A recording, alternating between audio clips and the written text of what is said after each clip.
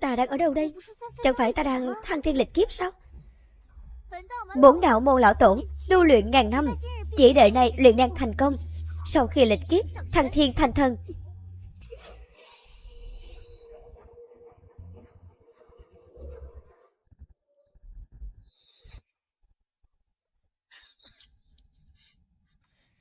Không ngờ lại thất bại trong tay lò luyện đan. Ta hận.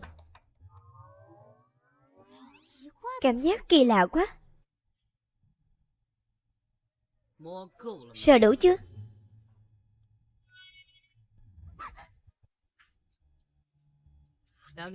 Hai năm trước, cô đã bày kế trèo lên giường của ta, ép ta lấy cô.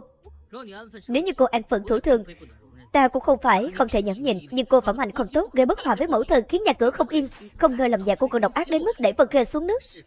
Thực sự không thể nhẫn nhịn được nữa. Hôm nay ta nhất định phải hòa ly với cô. Cái gì mà xuống nước? Đây là đâu vậy? Không phải là ta thăng thiên thất bại thổ huyết chết rồi sao? Gỗ liêm vàng. Lò luyện đan của ta mà có chất liệu này thì ta sẽ không thất bại trong gang tấc. Cô đang nói gì vậy? Ôi trời ơi, sự phú quý này đúng là hấp dẫn mà. Tống Khinh ca, đừng giả vờ ngu ngốc nữa. Vị hình đài này, ta thấy ấn đường của hình chuyển màu đen, hắc khí bao quanh, như là có tai nạn đẫm máu. Cái gì? Hình coi như là hôm nay gặp may, bổn huyền môn lão tổ sẽ đích thân hóa giải cho Hình. Để báo đáp, Hình cho ta cột nho nhỏ này là được. Tống Khinh ca, cô đừng có tưởng là giả điên thì có thể trốn được. Nếu như cô không chịu hòa ly, vậy ta chỉ có thể từ thê.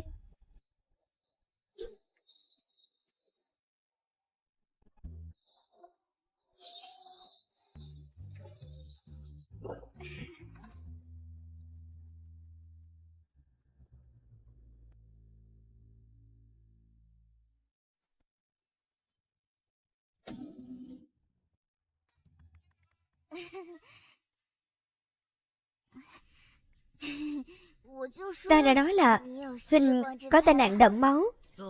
Tống Khinh ca.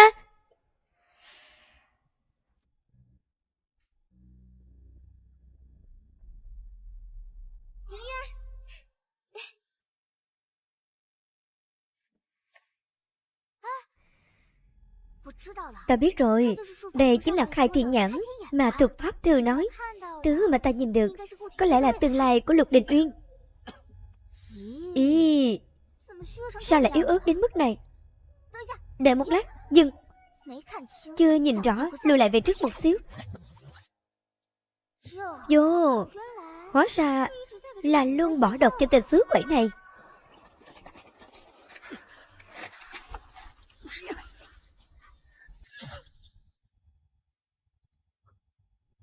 Là ngươi.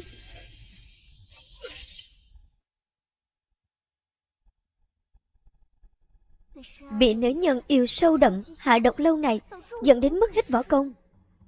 Cuối cùng bị hãm hại là phản quốc, chết trên sa trường. Đây là số phận bi thảm gì vậy chứ? Cô nói cái gì? Hình đài, số của Hình không tốt lắm. Muốn thay đổi vận mệnh không? Ta là đạo môn lão tổ, thiên tài huyền học. Chuyển đổi vận mệnh chỉ cần 200 lạng vàng.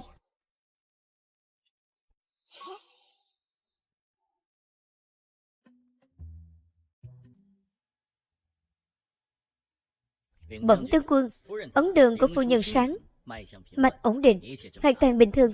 Không thể nào. Từ lúc cô ta tỉnh lại, hành sự điên loạn khác hoàn toàn với lúc trước. Thì ra ta đã nhập vào người của phu nhân tên xui xẻo này. Thứ lỗi cho lão nô nói thẳng, phu nhân có lẽ là bản tính là vậy. Bị nữ nhân yêu sâu đậm hạ độc lâu ngày, dẫn đến mất hết võ công, cuối cùng là bị hãm hại là phản quốc, chết trên sa trường. Đây là số phận bi thảm gì vậy? Tống Khinh ca, câu nói lúc trước của cô, Đình Uyên.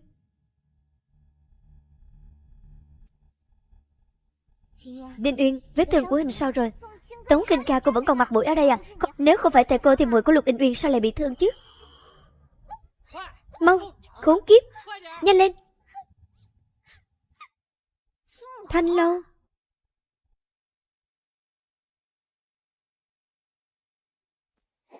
Bị lừa tiền, lừa sắc, còn bị phù tế, tiểu thiếp bán vào Thanh Lâu, cuối cùng bị nhiễm bệnh hoa liễu, nhảy hồ tự vẫn. Một chữ thảm sao mà nói được hết. Cô nói cái gì? Cô dám nguyền rủa ta? Đừng nói vớ vẩn, tôi không có mở miệng, sao có thể nói lời nguyền rủa? Cô, Tinh Lan. Không chỉ là số phận bi thảm, đầu óc còn không tốt. Cô, đến chết cũng không biết tại sao mình chết. Thôi vậy, để cô chết rồi, ta sẽ cầu siêu cho cô, để kiếp sau cô bình an suôn sẻ. Ca có nghe được lời cô ta vừa nói không? Nói gì? Tống tỷ tỷ vừa nãy rõ ràng là không có nói gì. Lẽ nào ta nghe được tiếng lòng của Tống Khinh ca? Đình Uyên, đây là canh bổ muội hầm cho huynh. Hôm nay huynh phải đi kiểm tra tài bắn cung của tướng sĩ. Uống nhiều một chút, lát nữa mới có tinh thần. Hóa ra là bỏ thuốc hại thân ở trong canh tẩm bổ. Mỗi ngày một bát, võ lực mất hết, ngày ngày ở bên nội lực tiêu tán. Kẻ si tình đáng thương, không chỉ là không biết gì, lại còn có vui vẻ tiếp nhận.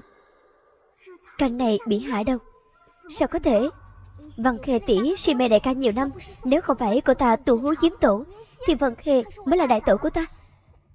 Vân Khê và ta kề vai sát cánh trên chiến trường, nhiều lần vào sinh ra tử, sao có thể hại độc ta được? Toàn lời sằng bậy. Nhận rồi. Đại Lang, uống hết bát canh này rồi yên tâm lên đường đi. Canh này sao vậy? Vẻ mặt của Vân Khê sao căng thẳng vậy chứ? Lẽ nào đã bị Tống Khinh ca nói trúng? Lẽ nào canh này thật sự có vấn đề? Canh này dùng gì để nấu vậy? Muội dùng hoàng kỳ, đơn quy, đảng sâm và 18 loại dược liệu quý hiếm. Sao thế, Điền Uyên? Còn có cả ô đầu, bạch quả, thô miết trùng và 88 loại độc dược. Muội, hành y dùng thuốc, dược liệu, muội phải báo đầy đủ chứ. Sao có thể chứ? Vân Khê tỷ, hay là tỷ uống đi. Ca ca của ta sợ đắng.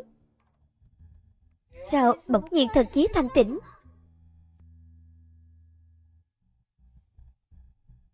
Đình Uyên sao vẫn giống như đứa trẻ thích làm động với ta vậy? Thôi vậy, để ta thay Đình Uyên nếm thử trước. Ta đã nói là Vân Khê tỷ không có vấn đề gì. Tỷ ấy yêu ca ta như vậy, sao có thể hại ca ta được?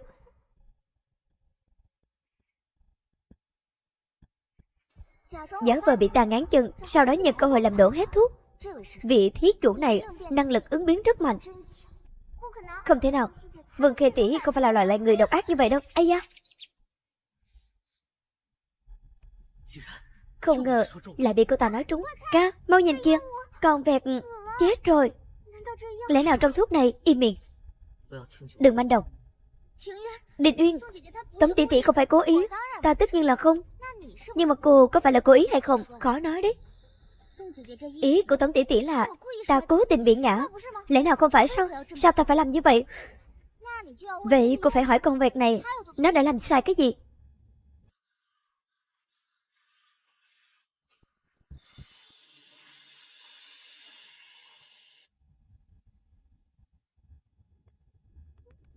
Có độc.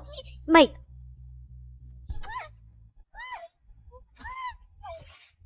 Nữ nhân xấu xa.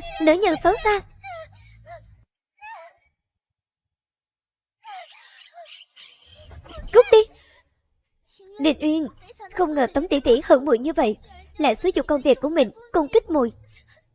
Sao ta phải hận cô? Tất nhiên là vì Đình Uyên muốn hòa ly với tỷ, nhưng mà ta và Đình Uyên là thật lòng yêu nhau. Xin Tống tỷ tác thành cho chúng ta. Lời này không đúng. Vân Khê mặc dù từng cứu ta ở chiến trận, nhưng mà ta và muội ấy hoàn toàn trong sạch. Ta đã có thê tử, nếu như có ý với muội ấy sẽ là Tằng Tiệu. Ta tuyệt đối không thể làm chuyện này. Hơn nữa, nếu như tỷ đồng ý hòa đi, Đình Uyên sẽ cho tỷ 2.000 lượng vàng coi như bù đắp. Lẽ nào vẫn chưa đủ sao? Vàng có tiền rồi là ta có thể trùng tu lào luyện đan, thăng thiên lần nữa. Hòa ly, ta đồng ý. Mau đưa tăng 2.000 lượng vàng. Chuyện ngày hôm nay có chút kỳ lạ. Chuyện Tống Khinh ca đã nói rốt cuộc là có phải là thật? Trước khi điều tra rõ, không được để cô ta đi. Nếu cô ta nói là thật, ta sẽ đảo ngược số mệnh. Thính Lan, muội đưa Vân Khê ra ngoài đi. Vâng, đi thôi. Bao nhiêu năm qua, ta vẫn luôn cho rằng Vân Khê chính trực lương thiện. Hôm nay, xem ra lúc trước ta nhìn thấy chưa chắc đã là sự thật. 2.000 lượng vàng, 2.000 lượng vàng. Vàng.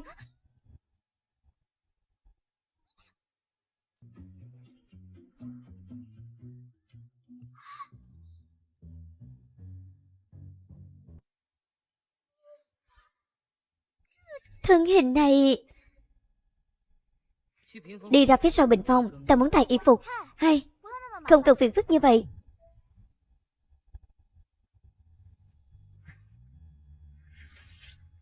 Cô rốt cuộc...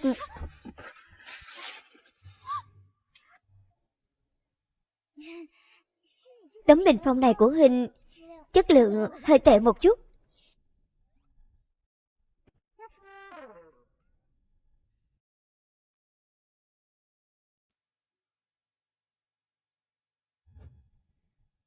Cô đứng yên ở đây.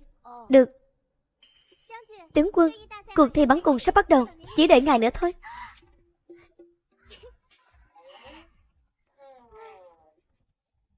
Thôi vậy, cô đi với ta. Vân Khê tỷ, đứng đầu cuộc thi bắn cung lần này nhất định là tỷ. Mọi người đều rất lợi hại hơn nữa cũng không bằng tỷ. Cả dòng trại này ai mà không biết, ngoài đại ca của ta ra thì tài bắn cung của tỷ là giỏi nhất. Tướng quân đến. Tống Kinh Ca sao lại đến đây? Cô ta đến đây làm gì? Cô phải nhất quyết bám theo đại ca ta tới đây sao? Có thể nào bớt xuất đầu lộ diện, đừng khiến đại ca ta mất mặt không? Giật Trạch, không được vô lễ. Vì nhân tình mà mình yêu mến, mọi tim mọi gan mất máu mà chết. Người này chết còn thảm hơn. Cả cái nhà này có phải là đều gặp hạn rồi không? Cô nói cái gì? Tiểu Y Y, Tiểu Y Y, làm muội sao? Mau lên, ta không đợi được nữa.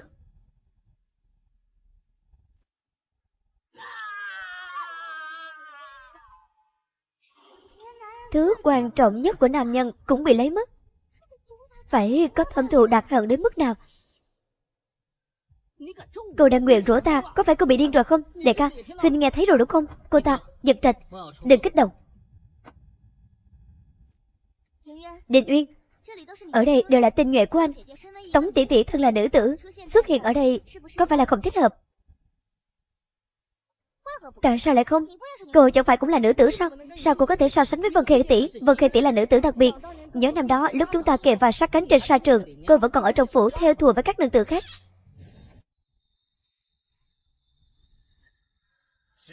Rõ.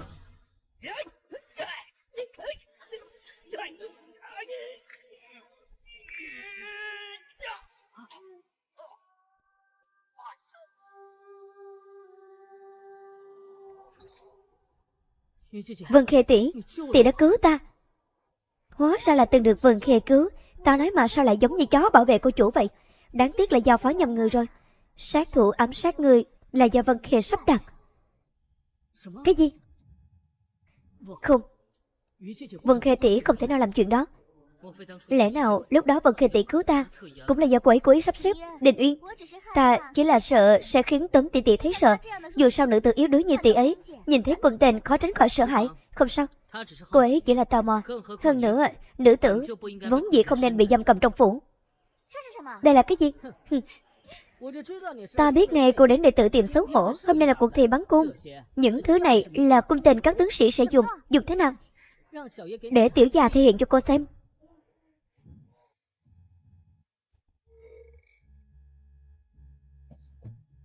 Vòng 9. Giật Trạch, tài bắn cung của đệ tiến bộ không ít đó. Vân Khê tỷ, tài bắn cung của ta sao so với tỷ được? Tiền thưởng cuộc thi bắn cung lần này nhất định lại là của tỷ. Có tiền thưởng ta cũng muốn thi đấu. Cô đến dây cùng cũng không kéo nổi thì thế nào? Tống tỷ tỷ, ta biết tỷ vẫn đang vì chuyện Đình Uyên hòa ly với tỷ mà oán hận ta, nhưng mà tỷ cũng không cần cố tỏ vẻ với ta. Có liên quan gì đến cô chứ? Tất nhiên là có liên quan rồi. Tài bắn cung của Vân Khê tỷ đến ta cũng phải cam tâm chịu thua. Cô vẫn là về phủ theo thùa, đây không phải là nơi dành cho cô đâu. Tống Khinh Ca ta hành quân nhiều năm, bắn tên quanh năm. Cô là nữ tử yếu ớt lớn lên ở Thâm Khuê nội các, dám thì bắn cùng với ta, không tự lượng sức mình. Giật Trạch, chú ý lời nói. Bắn tên là bộ môn cần sức mạnh và kỹ năng. Cô chưa thử bao giờ, dễ làm bản thân bị thương. Huỳnh cũng nghĩ là ta không làm được. Tống tỷ tỷ, Đinh Uyên là muốn tốt cho tỷ. Dù sao trước mặt mọi người, tỷ là thê tử của Huỳnh ấy. Nếu như trở thành trò cười, chẳng phải sẽ làm Huỳnh ấy mất mặt sao? Ta không có ý này. Vân Khê tại sao lại cố tình hiểu sai? Cung này không đúng. Cô hiểu cái gì? Chỗ cung này là các tướng sĩ chuyên dùng. Ta thấy chắc là cô không kéo nổi. Tống tỷ tỷ, chỗ cung này đều là đặc chế, không giống như dây đàn trong khe cát của các tỷ, không có sức mạnh. Người bình thường căn bản không thể kéo được. Vân Khê tỷ, không cần tranh cãi với cô ta. Cô ta không chịu thừa nhận, kiếm cớ thôi. Tống tỷ tỷ, nếu như bây giờ tỷ nhận thua thì mọi người có thể nể mặt Đình Uyên, coi như là chuyện vừa nãy chưa từng xảy ra. Còn ta cũng không tính toán với tỷ. Ai nói là ta muốn nhận thua? Ta nói là cây cung này quá nhẹ. Nực cười. Tống Khinh ca, cô kiếm cớ cũng không tìm tử tế. Chỗ cung này ta cũng phải dùng hết sức mới kéo được. Cô lại dám nói là quá nhẹ. Cây cung này chính là quá nhẹ.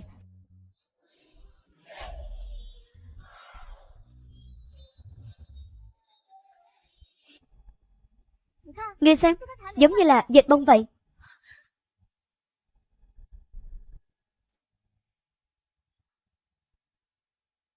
Đây, sao có thể? Tống tỷ tỷ, có phải là tỷ đã giở trò với dây cung này không? Đúng vậy, nhất định là đã giở trò. Cô là vì muốn thể hiện trước mặt ca ca ta mà không tự thủ đoạn. Tim dơ bẩn thì nhìn gì cũng không thấy sạch. Được, Tống tỷ tỷ, tỷ nói cây cung này nhẹ quá. Ở đây có nhiều cung như vậy, tỷ có thể chọn cái khác. Được.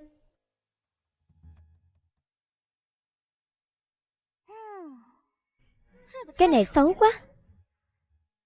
Cái này nhỏ quá. Cái này... Cái này đẹp nhưng vô dụng. Ta muốn cái này.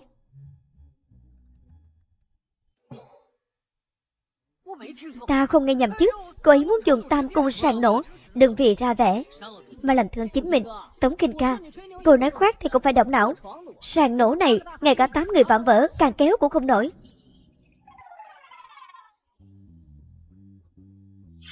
Cô, đây. Lúc trước sao ta lại không biết cô ta có sức mạnh kỳ lạ như vậy chứ?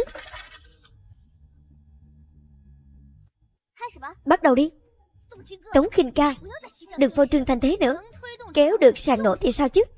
Bắn cung cũng chỉ có sức mạnh cũng vô ích thôi. Thứ cần bắn là bắn trúng tâm. Cô bắn cung dựa vào miệng à? Cô liếm thắng mãi không ngừng, không thấy quan tài không đổ lệ. Hôm nay sẽ cho cô rõ khoảng cách giữa chúng ta.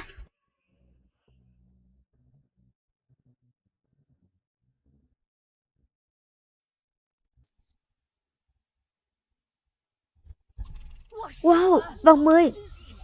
Không hổ là Vân Khê tỷ. Tống Khinh ca, nhìn rõ chưa? Vân Khê tỷ đã bắn trúng tâm. Bây giờ cô muốn trốn cũng không kịp nữa rồi. Đợi đó bị vả mặt đi. Giật trách, ăn đó cho cẩn thận. Tại sao ta phải trốn? Tống Khinh ca sao lại bình tĩnh như vậy? Lẽ nào cô ta thực sự biết bắn cung? Tống Khinh ca, cô chẳng qua chỉ là đàn dạy chết thôi. Cô cũng xứng đáng thi tài với ta sao?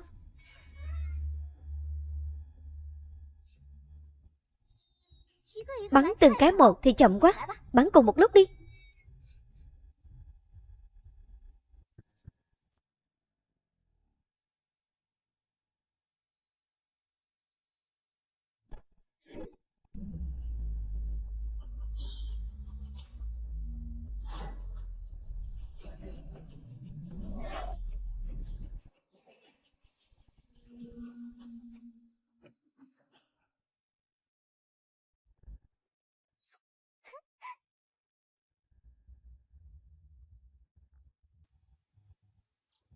Sao?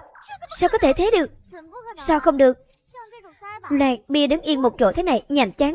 Trong vòng 3.000 dặm ta bắn chết mũi còn được. Sao có thể? Mũi nhỏ như vậy bay lại nhanh, mũi tên thì thô, có thể bắn trúng sao? Hả? Tỷ muốn làm gì? Mau bỏ xuống.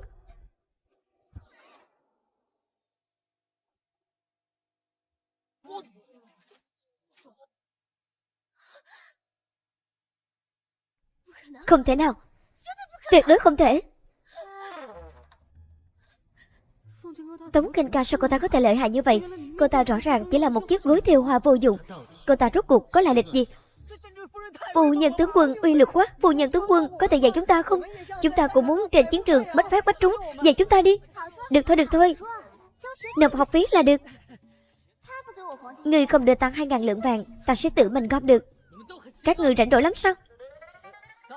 Giải tán đi. Hôm nay là lễ mừng thọ của mẫu thân, đừng đến muộn. Lễ mừng thọ có đồ ngon. Đi mau. Bổn lão tổ về lịch kiếp thăng thiên, quanh năm chỉ được ăn đan dược. Đã lâu rồi không được thưởng thức món ngon. Mẫu thân. Tống Kinh Ca, hôm nay là lễ mừng thọ của mẫu thân, sao cô lại đến tay không? Đây là lễ nghi của cô sao? Vịt quay, gà quay, ngỗng quay.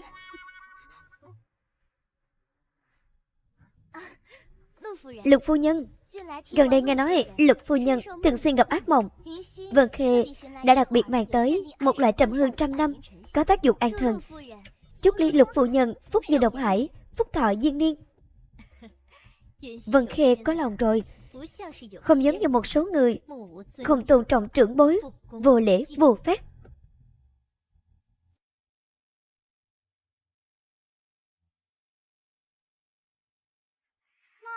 Mắng đi. 1 năm sau là bà sẽ không có cơ hội mắng nữa. Trưởng tử chết ở sa trường, thứ tử bị trộn tim mất phổi, thứ nữ nhảy sông tự vẫn, cả Lục phủ bị đổ oan, phản quốc đầu hàng địch, Phu quân bị ngũ mã phanh thây, bản thân cũng vì quá uất ức, thổ huyết mà chết. Hai, nhà tàn cửa nát, một chữ thảm sao có thể nói hết được. Người nói cái gì? Ta có nói gì đâu. Mẫu thân, bình tĩnh. Cô ta vừa nãy không hề mở miệng, lẽ nào ta nghe được tiếng lòng của cô ta? Tống Kinh Ca, vừa nãy ở trường bắn cung ta đã muốn hỏi cô, rốt cuộc cô đang nói vớ vẩn cái gì? Giật Trạch thí chủ, ta thấy sắc mặt của người chuyển xanh, lẽ nào... Cái gì? Phải chăng là mây xanh trên đỉnh núi, đừng tình trắc trở? Cô ta là có ý gì? Còn ở đó hỏi ý gì nữa chứ? Đúng là đồ ngốc. Ý là ngoại thất gắn bó keo sơn của người đang liếc mắt đưa tình với nam nhân khác. Chẳng trách là ngoại thất lại ngông cuồng như vậy. Cái tên ngốc này, cho dù ở trước mặt hắn thắng tỉnh nam nhân, hắn cũng không nhìn ra cô là cái thứ nữ nhân ác độc, dám nguyền rủa ta bị cấm sừng. Có tin ta đánh chết cô không? Giật Trạch. Tống Kinh Ca, ta biết tỷ vì ta mà ghét Giật Trạch, nhưng mà tỷ cũng không thể nào nói những lời ác độc nguyền rủa đệ ấy như vậy. Hả? Ta không nguyền rủa hắn. Tội nghiệp, hắn ta vẫn chưa biết ngoại thất của hắn ta lúc này vẫn đang cùng người khác mây mưa. Chúc mừng người nhé, ngoại thất của người sắp có phu quần khác rồi. Tống Kinh Ca, ta phải giết cô. Chuyện gì thế này chứ? Tình lang của ngoại thất của hắn ta sao lại là nữ? Ngoại thất đó của người là từ trong cung ra? Thì ra là không phải là cung nữ mà là thái giám. Phấn hận thoa lên mà. Sao có thể biết ta là nam hay nữ?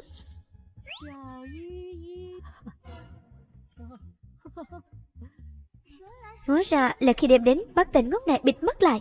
Tên ngốc này còn tưởng là tình ý.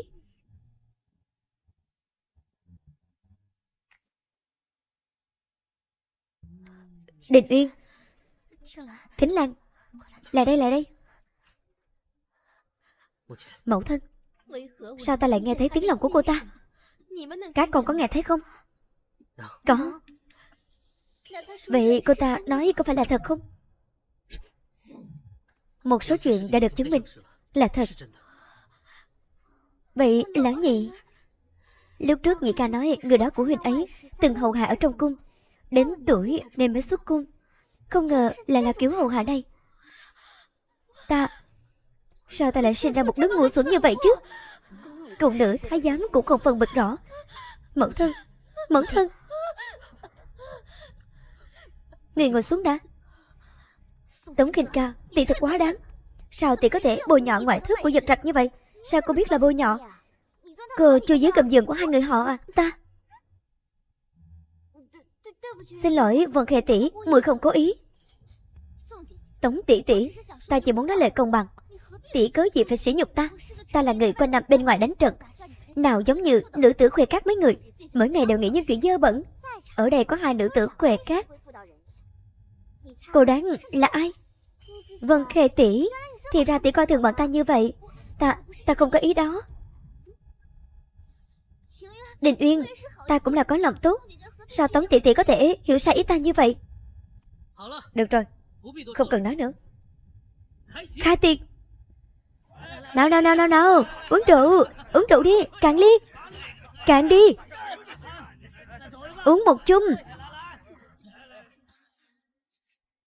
Nào.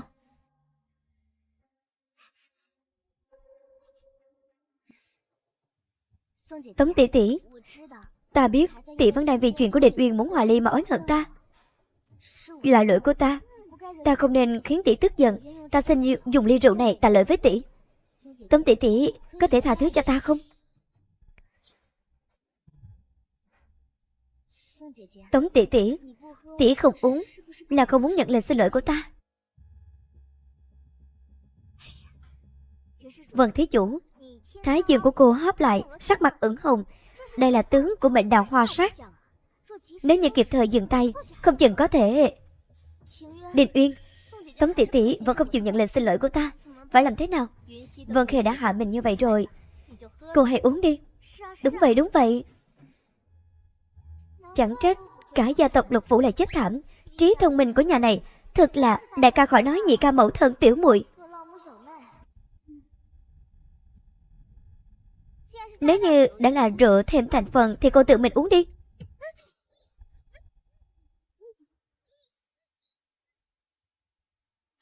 Rượu này thực sự bị hạ độc sao? Ấy, Tống Khinh. À không, đại tẩu của ta sao lỡ mãn như vậy? Tống tỷ tỷ, ta chỉ muốn uống ly rượu này với tỷ. Sao tỷ lại làm vậy với ta? Rượu này thực sự bị hạ độc sao? Nếu chỉ là rượu bình thường thì cô tự mình uống cũng được vậy. Đình Uyên, Tống tỷ tỷ vẫn không chịu tha thứ cho ta. Phải làm thế nào đây? Trước giờ cô ta bướng bỉnh, ta cũng không quản được. Tính Lan, hay là tỷ tiếp tục cầu xin đại tẩu của ta? Giờ mười cũng không dám đụng vào cô ta. Chuyện của tiểu bối mấy đứa, ta là trưởng bối, không can dự. Sao cô ấy lại là thái giám? Hôm nay là do Vân Khê lỗ mãn, đáng lẽ nên vui vẻ tổ chức tiệc cho phu nhân.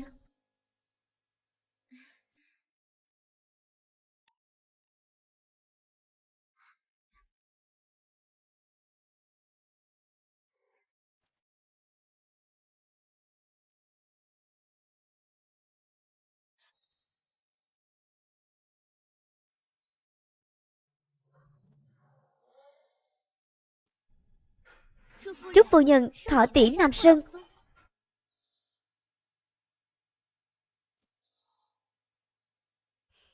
Không ngờ không chỉ hạ độc mình ta, mà lại hạ độc tất cả rượu ở trên bàn. Trông không giống chỉ nhằm vào một mình ta. Đình Uyên, hạ độc tất cả mọi người, Vân Khê rốt cuộc muốn làm gì? Chắc chỉ nói vớ vẩn. Vân Khê tỷ vừa nãy cũng uống rượu, nhưng mà trong dáng vẻ không có gì bất thường.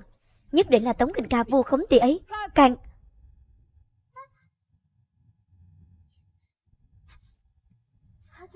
cô ta đang dùng nội lực ép rượu ra ngoài, quả nhiên là đã hạ độc trong rượu. Tống Kình Ca, cô cứ đợi đó. Nếu như đêm nay không có chuyện gì quan trọng, ta sẽ không dễ dàng tha cho cô.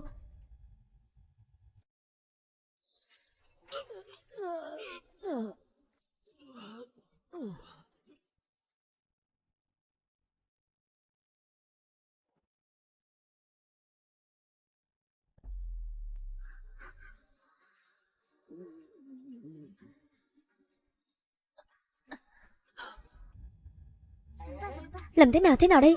Muốn xem kịch hay quá. Hay là ta cũng phối hợp cùng?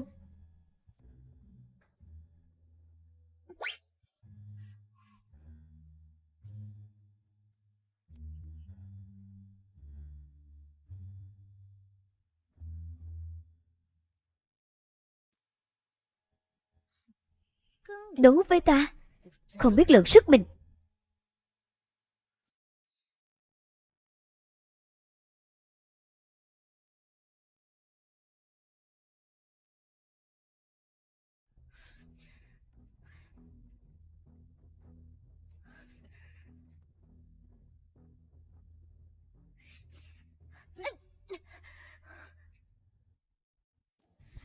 Vân cô nương, đây là muốn lao vào lòng tại hạ. Thẩm Thiên Khoát nhất định là đến Trúc Thọ. Nếu để hắn phát hiện ra mọi người bị đánh thuốc mê thì hỏng chuyện. Giờ không được để hắn vào phủ. Thẩm công tử, Thính Lan muội muội đang ở Tây Sương phòng đợi ngài, mau qua đó đi. Ai dô, dùng ánh mắt quyến rũ ta.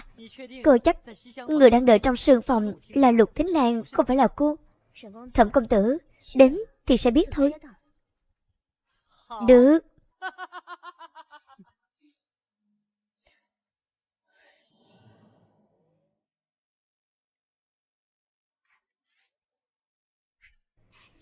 Ngớt hay lắm, đi hay lắm. Đồ ăn nhiều như vậy, của ta hết.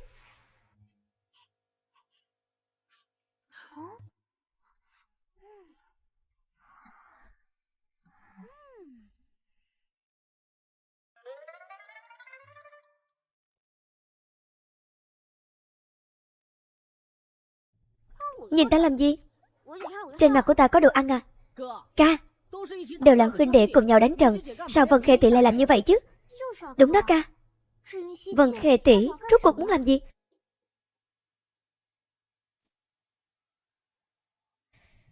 Đại tổ, tổ mau nói đi. Đúng vậy, cả buổi tối liếm thoáng những lời ta không thích nghe, giờ lại im lặng.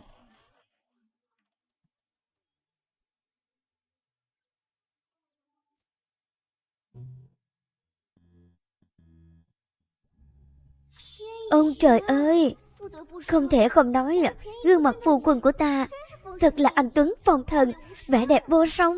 Tất nhiên cũng không xem là nhi tử của ai. Thời khắc quan trọng đừng có háo sắc có được không?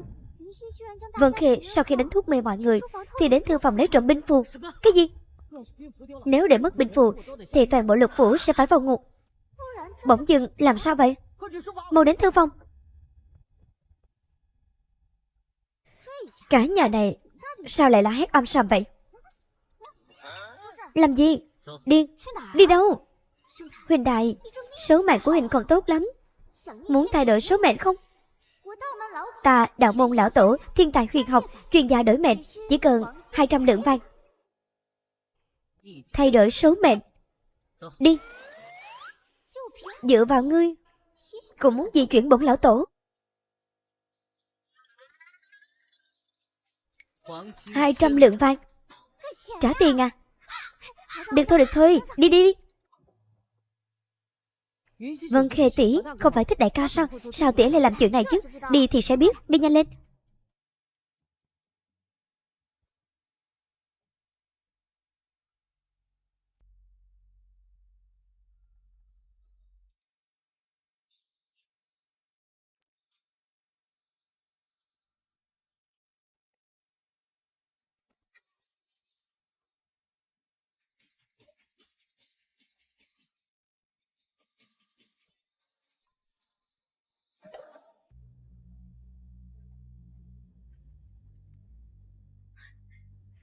Tìm thấy rồi.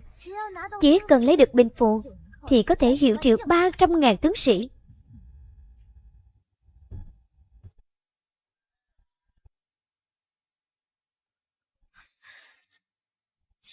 Thẩm công tử, sao ngài lại ở đây? Lẽ nào không phải là cô hẹn ta tới sao? Ta rõ ràng bảo ngài tới Tây Sương phòng. Vân cô nương, đừng giả vờ nữa.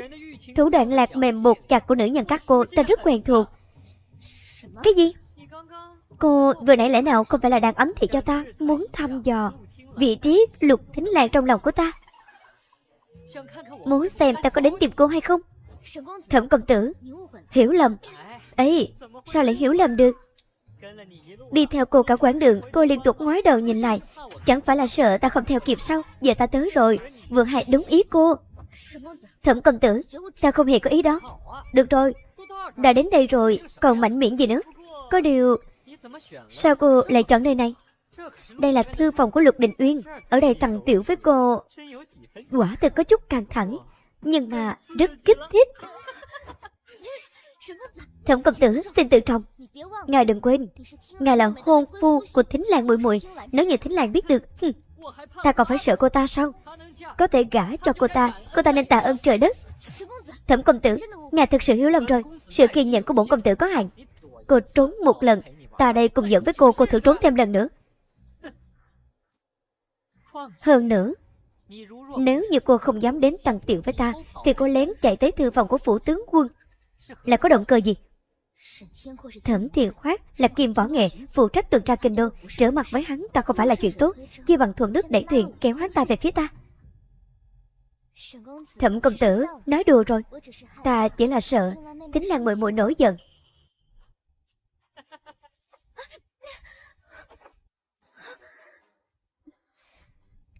Sợ cô ta làm gì chứ? Cô ta chỉ là kẻ bất tài đầu óc rỗng tuếch.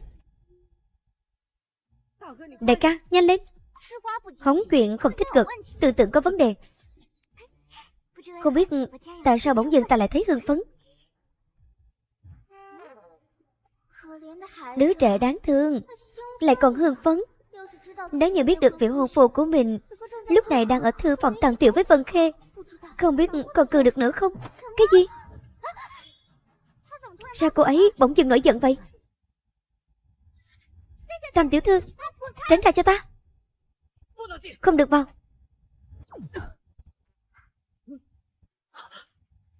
Tẩu tẩu lợi hại quá. Lục cô nương, Thẩm công tử nhà ta đang nghỉ ngơi bên trong, cô không tiện vào. Công tử nhà người nghỉ ngơi ở thư phòng nhà ta. Ai cho ngươi cái gan đó? Tránh ra. Lục cô nương, cô không biết điều như vậy. Công tử nhà ta nhất định sẽ nổi giận hủy hôn. Công tử nhà người còn dám hủy hôn? Hắn dám.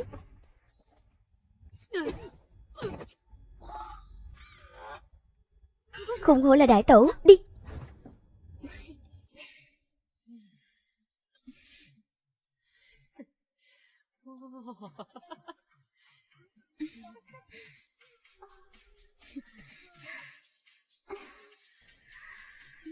Cô thơm quá. Hai người đang làm gì vậy? Hai người đang làm gì vậy? Ai? Là ta. Đình Uyên, nghe muội giải thích. Cô... Sao mấy người lại tới đây? Đình Uyên, cứu muội với. Là Thẩm công tử, ngài ấy uống say, giở trò quấy rối muội. Cô nói cái gì vậy chứ? Lẽ nào còn phải cô dụ dỗ ta tới đây? Đình Uyên, đừng nghe ngài ấy nói bậy. Muội không làm vậy đâu. Sao muội có thể dụ dỗ ngài ấy? Muội chỉ là thích mình huynh thôi. Đình Uyên, cầm thú, không ngờ dám ở nhà ta làm ra cái chuyện không biết xấu hổ thế này. Ta sẽ giết ngươi. Được rồi, có thôi đi không?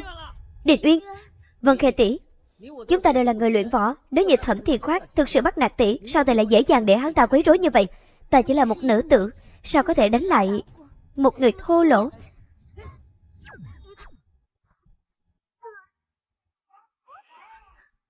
Cũng là nữ tử, Tống Kinh Ca rốt cuộc là như thế nào có được sức mạnh lớn như vậy? Đình Uyên, huynh phải tin muội, thật sự là ngài ấy đi theo ta đến đây. Vậy muội đến thư phòng của ta để làm gì? Muội đến là để lấy văn thư chưa xử lý giúp huynh. Ta chưa bao giờ cho phép người khác chạm vào văn thư của ta. Hai ta hành sự trong quân đội đã nhiều năm, không thể không biết quy tắc này. Hai ta hành sự trong quân đội đã nhiều năm, không thể không biết quy tắc này. Đình Uyên,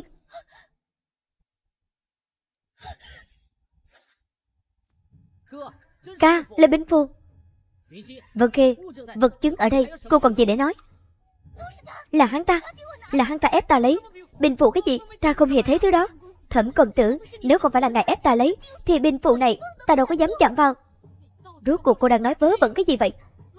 Ta lấy binh phụ để làm gì? Nhất định là ngươi muốn đoạt quyền. Đình Uyên, huynh tin muội. Năm ta 15 tuổi đã bắt đầu theo huynh đánh trận, một lòng trung thành với huynh. Wow, chịu chuyển hướng hay lắm. Đã nói đến mức này rồi, Lục Đình Uyên nhất định sẽ mềm lòng. Thẩm Thiên Khoát vẫn chưa ngu xuẩn đến thế, nói, người đứng sau cô rốt cuộc là ai? Không ngờ lại lạnh lùng như vậy. Đình Uyên, muội thực sự không hiểu huynh đang nói gì. Cô ta quả thực không phải là người đứng sau. Vân Khê nguyện đầu rơi máu chảy, để ta xem người đứng sau rốt cuộc là ai.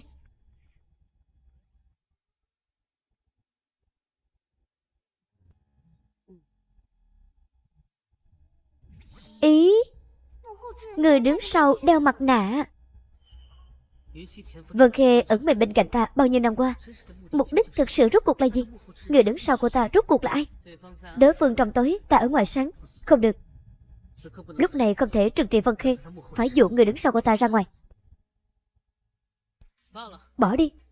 Nể tình cô đã từng cứu ta và giật trạch, Chuyện hôm nay ta tạm thời có thể tin cô. Đình Uyên, muội biết rồi, Huynh sẽ tin muội, còn không mau ra ngoài. Ấy, không phải.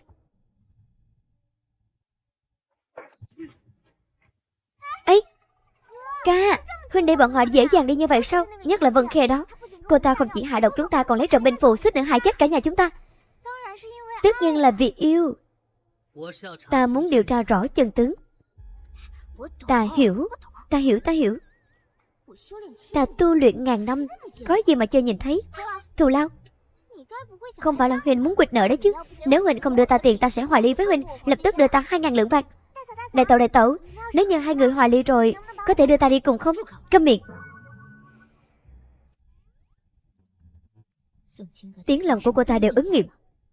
Nhất định không được hòa ly. Đức vật lớn này còn phải giữ lại cho lão nương. Ta còn trông chờ cô ta giữ mạng cho toàn bộ Lục phủ. Còn cũng không muốn hòa ly với cô ấy. Mọi người ra ngoài trước đã. Này, mọi người đừng đi.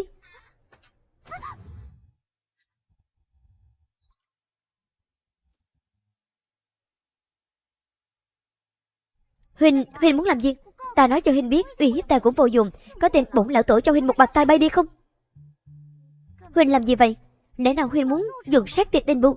Sao hả? Cô muốn không? Cũng không phải là không được. Bổn lão tổ tu thân dưỡng tính nhiều năm, chưa từng nhìn thấy bao giờ. Không được. 2.000 lượng vàng, một cắt cũng không được thiếu. Được, ngày mai ta sẽ đưa cô đi lấy. Có tiền sửa lò luyện đan rồi. Đợi lấy được tiền rồi, ta sẽ về lại đạo quán, chuyên tâm tu luyện. Nếu như cô bằng lòng ở lại phủ, mỗi ngày ở lại, đừng hòng làm lỡ việc của bổn lão tổ đắc đạo thăng thiên.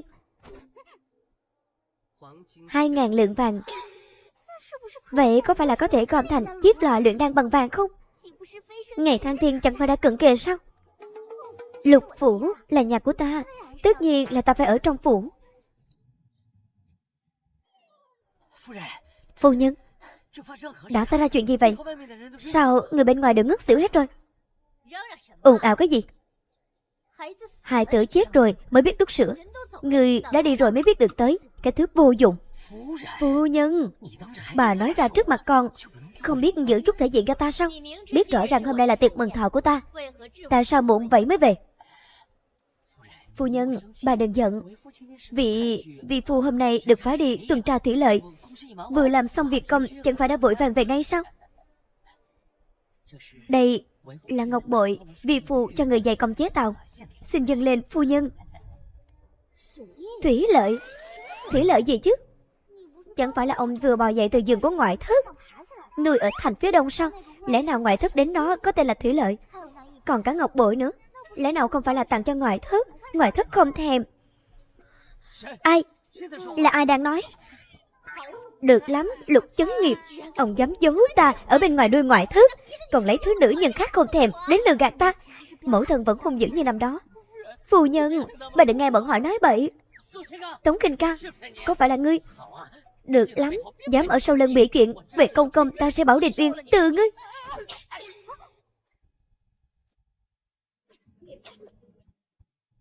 Ông muốn từ ai? Tống Kinh Ca. Không được. Bắt đầu từ hôm nay, đại tẩu chính là thần của ta. Những chuyện Kinh Ca nói đều ứng nghiệm, là phúc tình trời ban cho Lục gia. Ta nhất định phải giữ nó lại cho Lục gia. Phu nhân, hôm qua chẳng phải bà còn khuyên hòa ly với cô ta sao? Còn con nữa, chẳng phải con còn nói Lục phủ có con không có nó, có nó không có con sao? Còn con chẳng phải nói là Tống Kinh Ca không bằng cái móng tay của Vân Khê sao? Không được đặt điều. Đặt điều, đúng, nhất định là đặt điều. Mấy người điên hết rồi sao? Ta thấy người điên là ông mới đúng. Chia bằng ông đoán thử xem cuối cùng bản thân tại sao lại bị ngũ mã phanh thây. Chẳng phải là vì ông vội vàng muốn làm cha của người ta. Kết quả là nhi tử của ngoại thất đó không phải là của ông. Người ta làm mượn thế của ông thành công chức nhậm quan. Kết quả Lục phủ xảy ra chuyện, tên nhi tử đó lập tức hạ lệnh ngũ mã phanh thây ông, bày tỏ bản thân rủ hết tình nghĩa, công bằng chính trực. Mấy người nhìn tôi làm gì chứ? Cái gì? Không thể nào. Thành Thành và ta yêu nhau từ nhỏ, cô ấy không thể nào lừa ta. Lục Chấn Nghiệp, đồ ngu xuẩn. Mau cút ra đây cho lão nương. Không phải. Phu nhân à. Nam nhân. Huynh không phải là sẽ nói là nghe lời phụ thân từ ta đuổi ta ra khỏi cửa chứ? Ta nói cho Huynh biết, đó đều là có hiếu mù quáng đó. Ta sẽ không từ cô. Vậy thì tốt. Huynh yên tâm đi, ta sẽ không giống như mẫu thân quản chặt Huynh. Nếu như Huynh muốn nạp thiếp, ngoại thất đều không có vấn đề.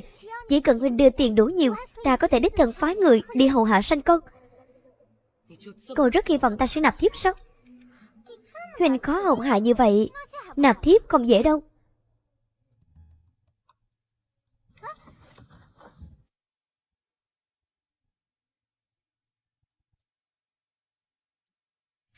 Sao Huynh ấy lại bỏ đi? Tẩu tử, sao bỗng dưng tỷ lại trở nên độ lượng như vậy? Tỷ lúc trước không phải là không cho phép bên cạnh ca xuất hiện bất kỳ sinh vật cái nào sao? Không cho phép thì có tác dụng gì? Chẳng phải là vẫn xuất hiện đấy sao? Nghĩ thoáng một chút. Nam nhân đó mà, sao bằng được vàng thỏi?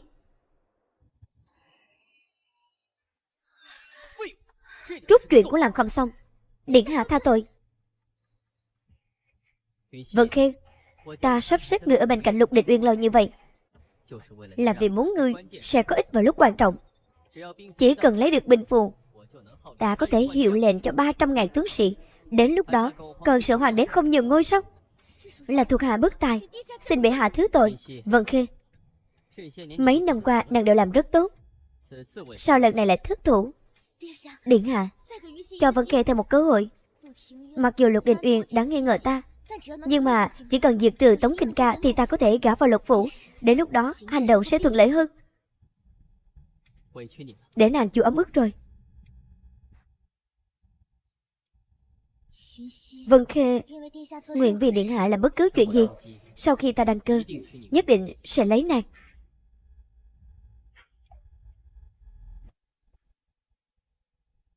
Nào, cạn ly, uống thêm ly nữa. Vân Hiệu Úy, sao gần đây tướng quân không nói chuyện với cô nữa? Ngay cả quân vụ cũng giao cho người khác. Định Uyên cũng là bất đắc dĩ. Nếu như Huynh ấy đối với ta tốt như trước, cô ta sẽ làm loạn để ai cũng biết. Đến lúc đó, chẳng phải là vẫn là Định Uyên mất mặt. Quả nhiên là Tống Kinh Ca. Từ lâu đã nghe phu nhân tướng quân phẩm hạnh xấu xa kiều căng hống hách. Những người tham gia cuộc thi bắn cung lần trước không ngờ lại nói đỡ cho cô ta. Ta thấy phần lớn là nịnh nọt tướng quân. Ta không muốn Định Uyên đứng giữa bị làm khó. Vân Hiệu Úy, con người của cô chỗ nào cũng tốt, chỉ là ngày thẳng tốt bụng quá.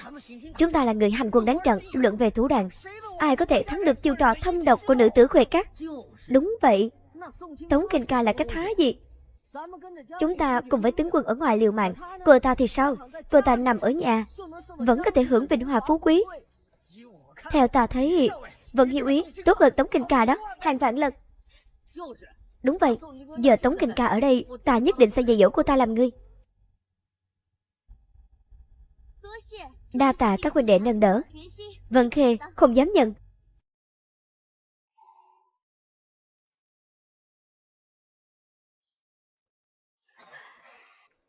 Nào, các huynh đệ tiếp tục uống, ta còn có việc, xin phép cáo từ. Vân Hiệu Úy, đi thong thả, đi thong thả. Nào, các huynh đệ uống đi, uống tiếp nào, uống rượu. Ngồi, uống tiếp đi các huynh đệ. Rót đây, uống đi. Các huynh đệ, tại sao càng uống người càng nóng thế này? Hình nói vậy, hình như ta cũng cảm thấy thế. Ây da, mặc kệ đi, uống tiếp, uống.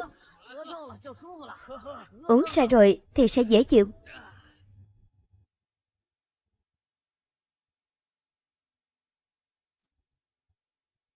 Rõ. Tống Kinh Ca, qua hôm nay Lục Định Uyên nhất định chán ghét cô. Lục Định Uyên rốt cuộc đang giận cái gì? Chẳng lẽ nước lời không đưa tiền cho ta? Phu nhân, tướng quân mời cô qua đó, lẽ nào muốn đưa ta vàng? Ta đã nói mà, đừng là một tướng quân một nước, không đến mức nuốt lời. Mời. Đợi đã.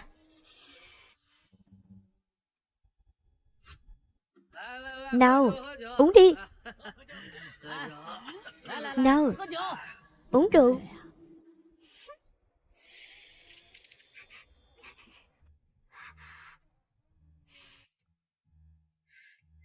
Lại hạ độc. Vân Khê, nhà cô mở dược quán à?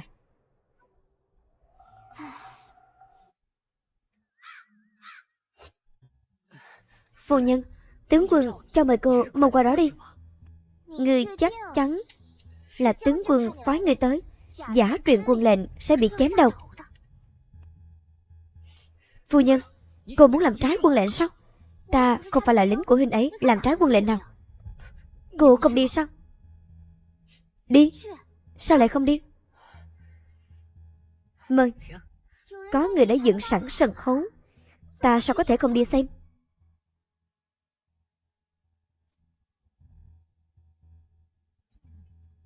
Mau, tìm một tiểu nương tử lại đây cho ta. Mau lên. Phu nhân, tướng quân ở bên trong, cô mau vào trong đi.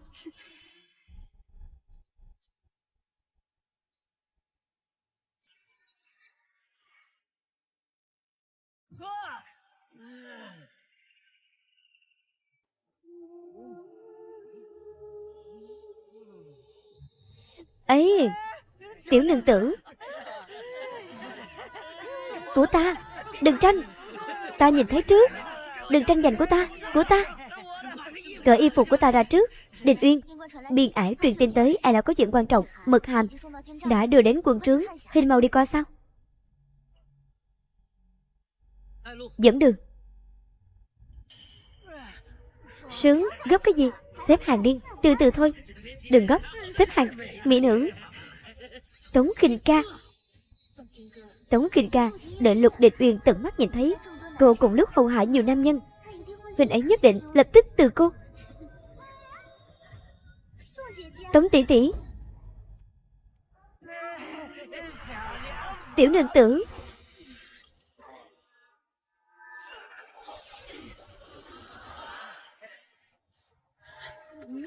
Cô dám đánh ca ca ta, xử cô ta.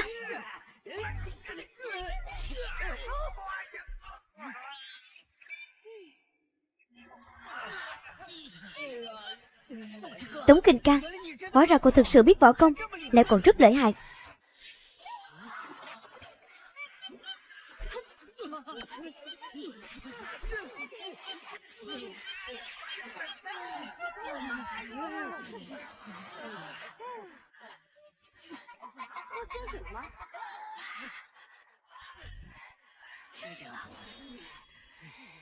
Không ngờ vì lưu luyến thanh lâu, ngủ quên, bỏ lỡ chuyện xuất chinh. Kết quả quân đội đại thắng. Ngươi nhìn các huynh đệ luận công ban thưởng, chỉ một mình ngươi vẫn là vô danh tiểu tốt. Thật là ngu xuẩn, ăn nói sang bậy. Đừng quên nguyền rủa ta. Ấy, ta không nguyền rủa ngươi. Hôm nay bản lão tổ tâm tình tốt, xem cho ngươi một quẻ mà thôi. Chỉ là một nữ tử, cô còn biết xem quẻ. Giả thần giả quỷ. Cô nương thanh lâu của ngươi có phải là Thúy Cầm không? Thân cao 8 thước, đứng lên còn cao hơn ngươi. Ngươi thích người hơn mình mà. Ngươi còn thích cất giữ khăn lụa màu hồng. Lúc người căng thẳng thích sờ mông của người khác.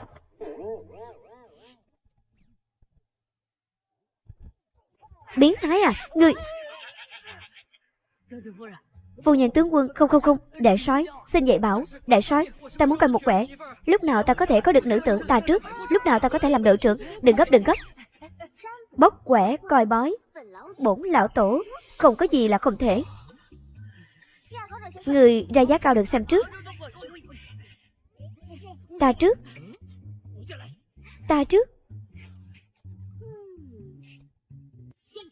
Tống Kinh Ca. Tống tỷ tỷ, sao tỷ có thể làm ra loại chuyện như thế này? Tống tỷ tỷ, sao tỷ có thể làm ra loại chuyện này? Mấy người đang làm gì vậy? Tướng quân, vâng thiếu ý. Hai người đến rồi. Không ngờ là phu nhân của tướng quân là một nữ tử kỳ lạ đến vậy. Bắn tên võ công, bóc quẻ coi bói, 18 loại võ thuật, loại nào cũng tinh thông. Chẳng trách lúc đầu tướng quân lại lấy cô ấy. Tướng quân à, các tướng sĩ hôm nay khuất phục rồi, giống như là nể phục ngài. Hai người đúng là trời sinh một cặp, hoàn hảo. Đúng đó, tướng quân. Sao có thể như vậy được? Lẽ nào các người không lợi dụng thuốc? Thuốc gì? Lỡ miệng rồi. Tất nhiên là huynh đệ tốt của mấy người, Vân Hiếu úy đặc biệt chuẩn bị xuân dược cho mấy người. Vô liêm sỉ.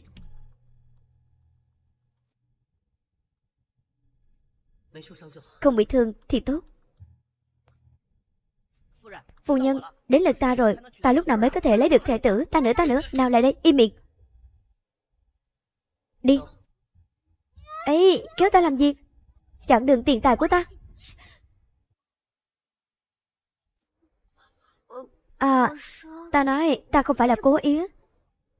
Hình cứ tin không? Tống tỷ tỷ sao thì có thể đối xử với Định Uyên như vậy? Định Uyên.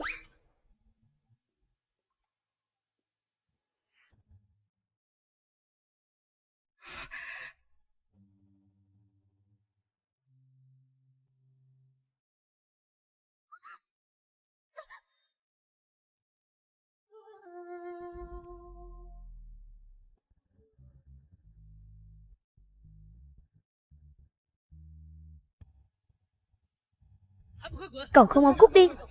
Đi thôi.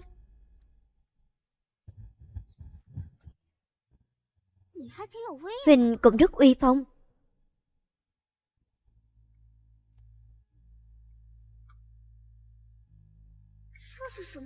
Đây là cảm giác gì? Bổn lão tổ chưa từng cảm nhận bao giờ. Khá là thoải mái. Thích không?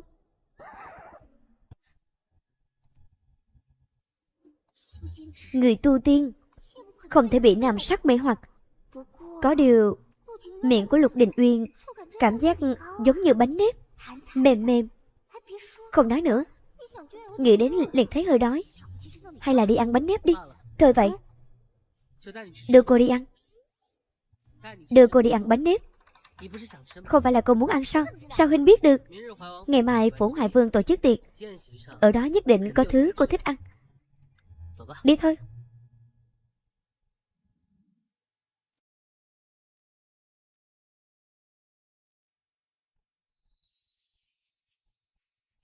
Đình Uyên, gần đây huynh lạnh nhạt với muội như vậy là muội đã làm sai gì sao?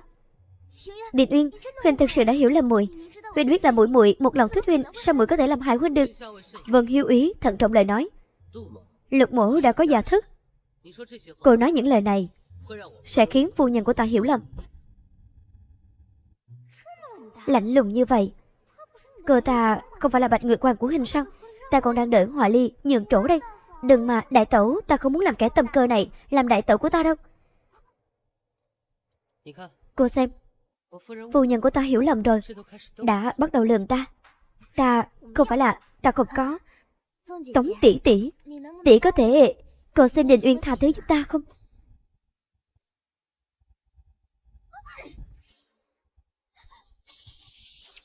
Ta giúp cô cầu xin, rồi cô đẩy ta xuống nước sao?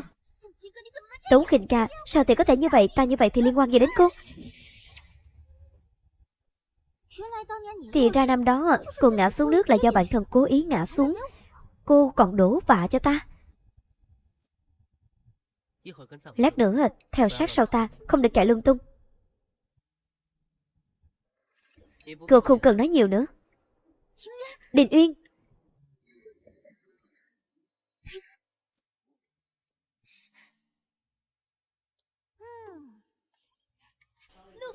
Lục phu nhân, nghe nói cô xem bói rất chuẩn. Cô có thể xem giúp ta con trai của ta lúc nào đề danh bảng vàng không?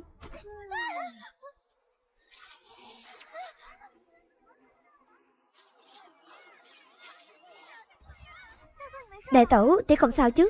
Ta không sao. Chuyện gì thế này? Có người ngã xuống nước rồi. Không ổn. Tống Khinh ca. Không ổn. Tống Khinh ca. Lục Đình Uyên, ta ở đây. Khinh ca, cô không sao chứ? Ta không sao. Sao, có sao là cô ta, hay là huynh đi xem sao? Không bị thương thì tốt. Không bị thương thì tốt. Lục Đình Uyên ngoảnh đầu nhìn thấy ta đứng bên bờ hồ, lại từ bỏ việc cứu Vân Khê tự mình trèo lên bờ. Là tại sao chứ? Thật không hiểu nổi nam nhân. Không sao thì tốt, không sao thì tốt.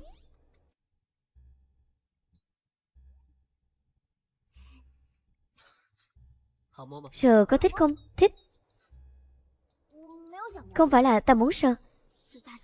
Tứ đại giai không, không tức là sắc, sắc tức là không. Đừng liếc nữa. Ai liếc? Ta bị lát bẩm sinh mà.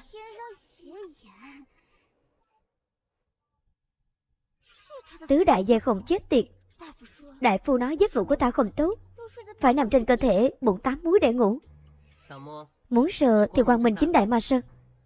Hai ta vốn dĩ là phu thê.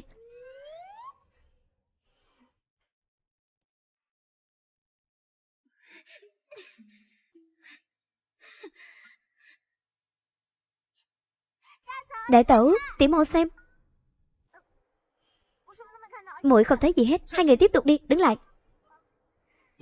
Muội ở cùng cô ấy, ta đi thay y phục. Yến hội sắp bắt đầu. Hai người vào bên trong đợi ta.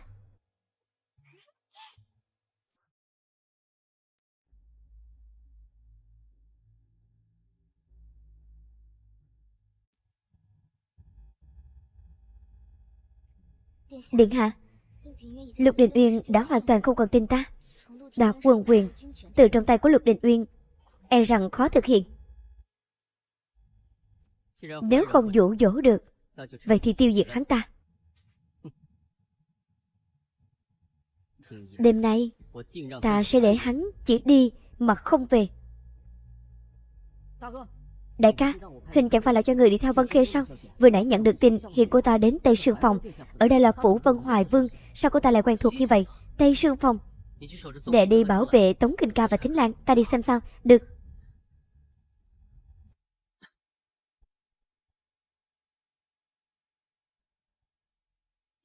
Điện hạ, thành bại phụ thuộc vào đêm nay.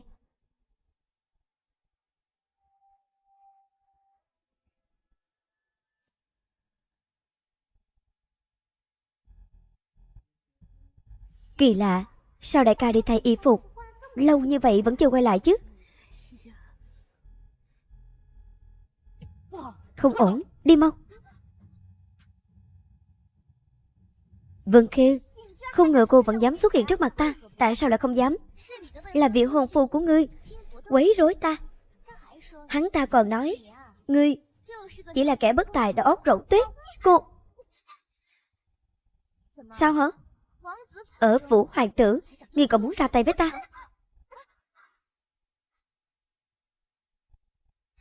Sao cô ta không giả vờ nữa?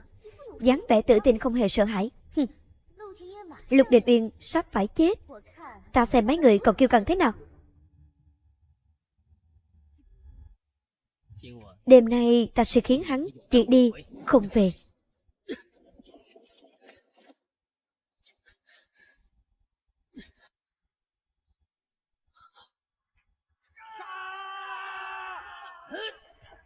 Không ổn, Lục Đình Uyên đang gặp nguy hiểm. Đứng lại. Muốn đi sao? Không dễ như vậy đâu.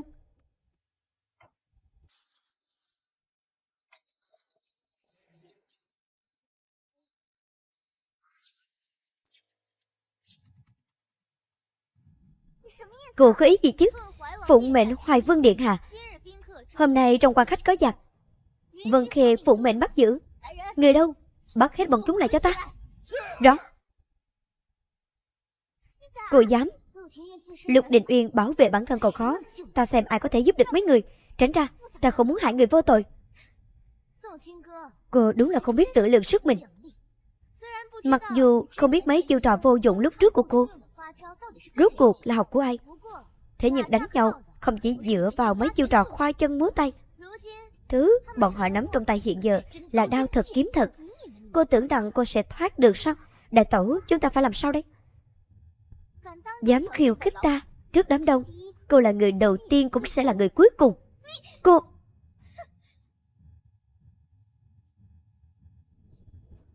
Bắt bọn họ lại cho ta.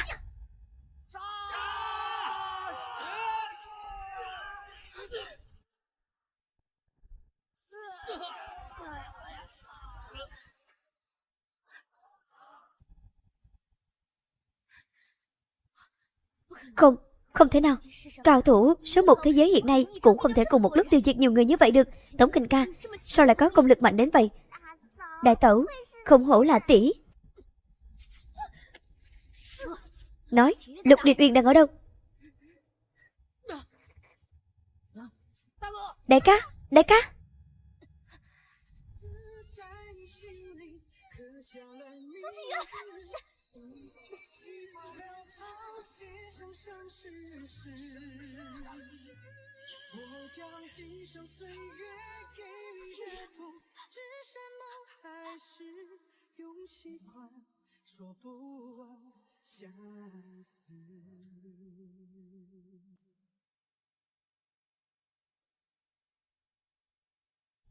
Đình Uyên.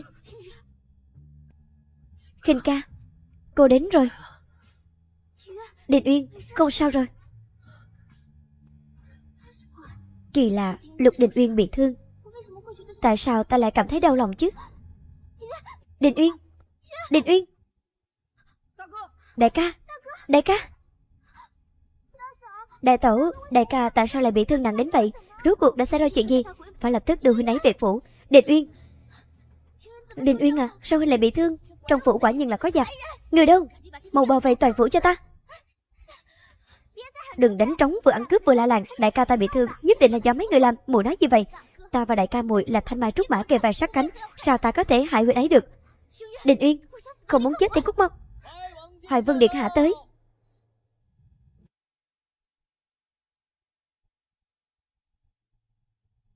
Tống Kinh ca, lần này ta xem cô làm thế nào. Hoài Vương điện hạ, đại ca ta bị thương rất nặng, xin điện hạ để đại tẩu đưa huynh ấy về phủ trị thương. Lục tướng quân ở trong phủ của ta lại bị thương nặng như vậy. Người đâu? Đưa tướng quân đến gác phòng trị thương.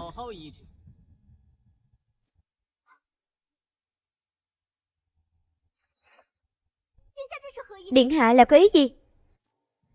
Thì ra Hoài Vương từ lâu đã nhìn trúng binh quyền trong tay của Lục Đình Uyên, muốn đoạt lấy binh quyền sau đó xoán vị.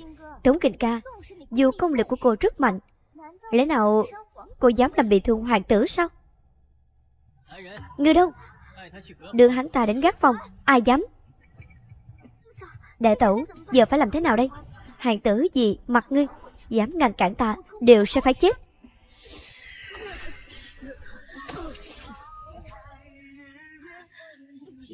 Thật to gan, dám làm bị thương hoàng tử. Người đâu?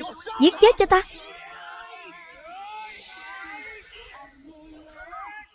Cút.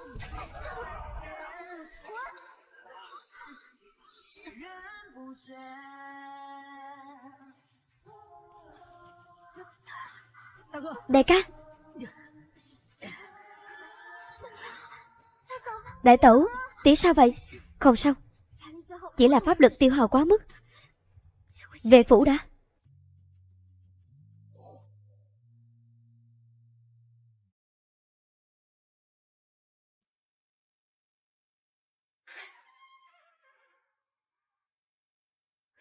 May mà đại ca không sao. May nhờ có đại tẩu. Nếu không có đại tẩu, chúng ta chắc chết hết ở đó rồi.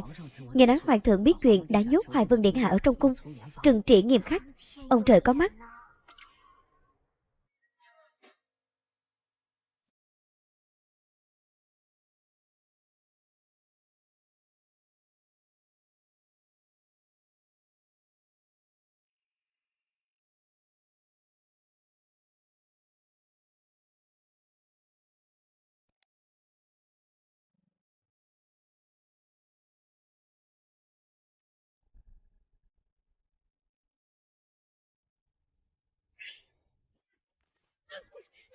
Yêu nghiệt phương nào dám đánh lén bổn lão tổ?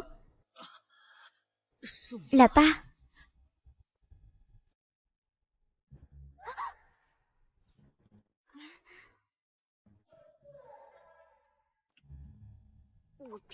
Ta không cố ý.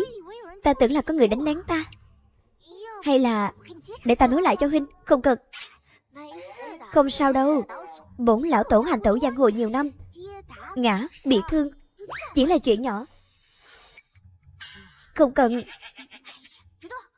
Đừng cử động.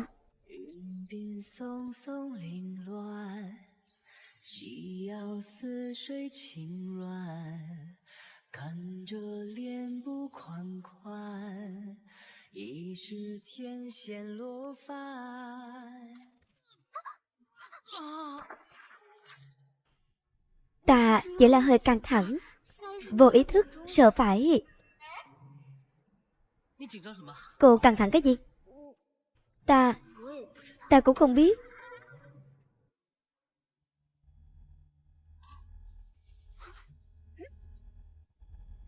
Cô bị thương rồi. Ta bị thương? Sao Huynh lo lắng như vậy? Huynh lo lắng như vậy, lẽ nào là...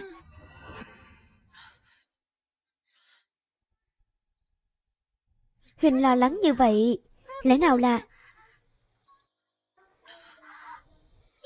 Lẽ nào Huynh không muốn bù đắp cho ta?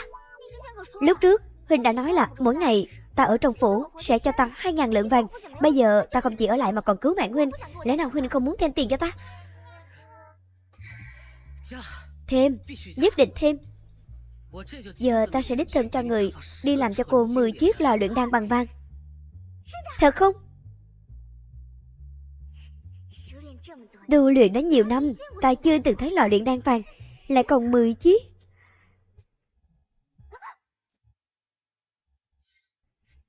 Vậy vừa nãy cô căng thẳng cái gì? Căng thẳng đến mức chữa khỏi cánh tay bị trật khớp của ta.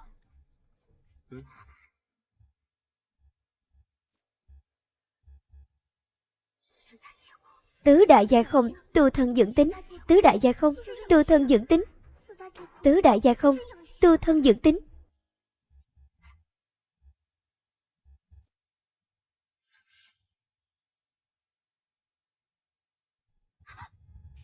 Tứ đại gia không chết tiệt. Đại nữ tử dám làm dám chịu, muốn hôn thì hôn. Làm tốt lắm, Tống Khinh ca.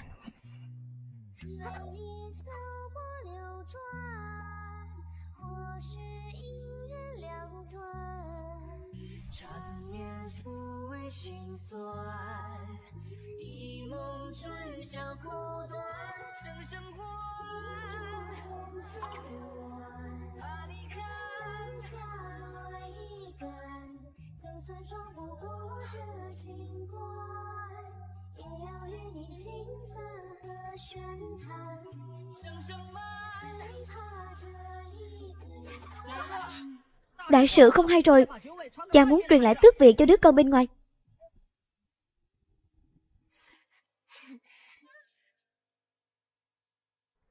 Sao cảm giác ánh mắt của đại ca có thể giết người vậy?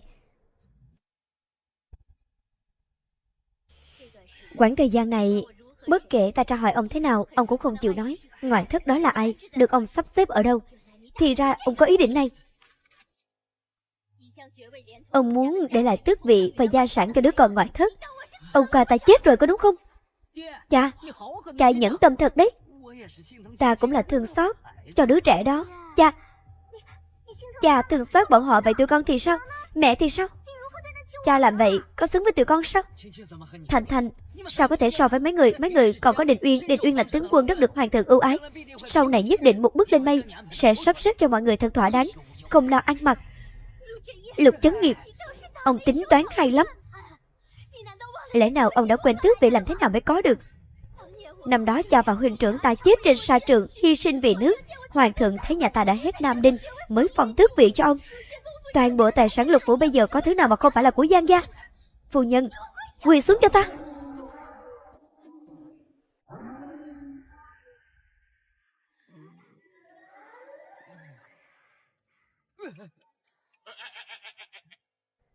Mẫu thân vẫn hung dữ như trước, làm ta sợ đến mức quỳ theo. Hay là Hình khuyên mẫu thân đừng tức giận hại cơ thể. Ta không nói, muội muốn nói thì muội nói đi. Giờ mẫu thân đang tức giận, ai nói người đó chết. Wow, náo nhiệt quá. May mà ta tới kịp lúc. Sao thế? Nhìn ta cái gì chứ? Mau ngừng tiếng lòng của tỷ lại. Đại tẩu, đừng đắc tội với mẹ, rất dễ rước họa vào thân. Ai ơ, tiểu tâm can của ta cuối cùng con cũng tới. Mẹ vừa gọi con là gì? Tránh ra. Nào. Con dâu tâm can của ta. Nghe nói con và Định Uyên gặp nguy hiểm lớn ở phủ Hoài Vương, làm ta sợ hết hồn. Con không bị thương đó chứ? Mẹ, bị thương là con. Phải chi mẹ nhìn lấy con một cái, đừng xen vào. Đây là ngân phiếu 2.000 lượng, con cầm lấy. Đa tạ mẹ. Con ngoan, hay là con nghĩ thêm về việc chuyện của ngoại thất của công công con?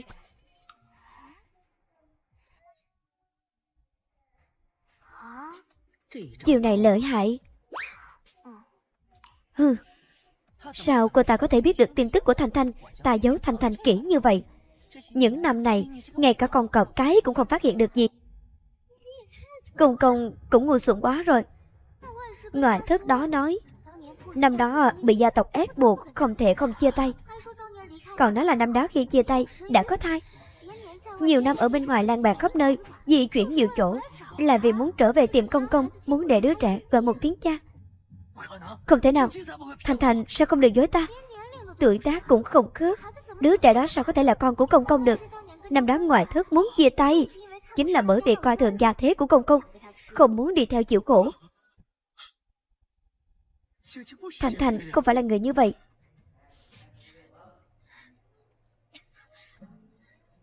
Con ngoan à. Này, hay là con nghĩ thêm ngoại thất đó tên là gì đi, đang sống ở đâu?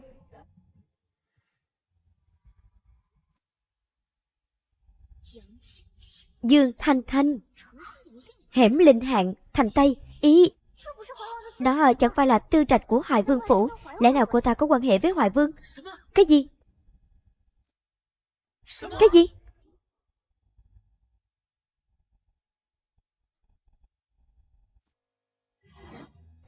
Sao thế? Sao mọi người lại cùng nhau lên tiếng? Lục Chấn Nghiệp, ông là cái thứ khốn kiếp. Ông dám nuôi ngoại thất thì thôi đi, lai lịch đối phương không tìm hiểu kỹ, ông đã hết lòng hết dạ với người ta hả? Ông muốn hại chết cả nhà người ta sao? Đánh ông, đánh ông, đánh chết ông. Sao lại bắt đầu đánh rồi? Ca, chuyện ngoại thất của cha ta sẽ cho người đi điều tra. Nếu như Hoài Vương nhắm vào Lục phủ, nhất định không chỉ có một mật thám là Vân Khê. Ngoại thất của cha e rằng không thoát khỏi liên quan. Vậy huynh định làm thế nào? Ta tự có định đoạt.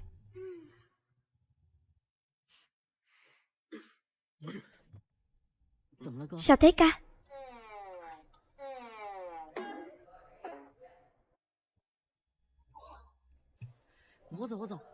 Ta đi, ta tiễn đệ.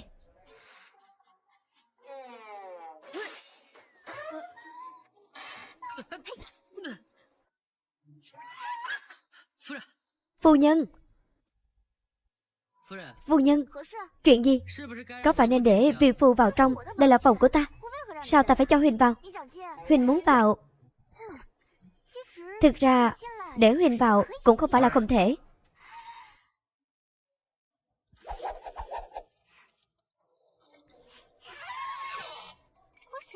Ta nghĩ thì thấy nhét từng tờ một sẽ làm mỏi tay phu quân, thế nên ta đã để khe cửa rộng hơn một chút.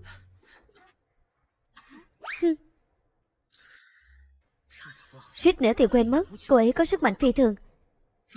Phu nhân, độ rộng cánh cửa này e rằng không nhét vừa vàng. Vàng?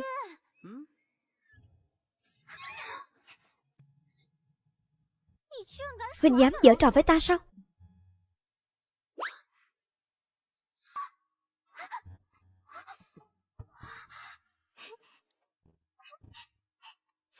Tiếp tục ở đây, có phải là ta sẽ xây dựng được một đảo quán bằng vàng không? Huynh muốn ngủ trên giường sao? Được thôi, đã trả tiền thì chính là đại gia.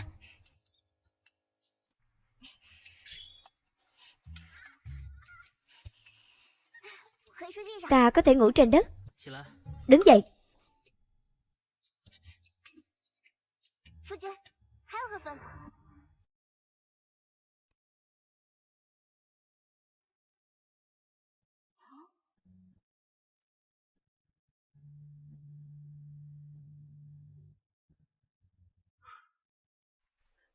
giúp ta thay y phục. Giúp ta thay y phục.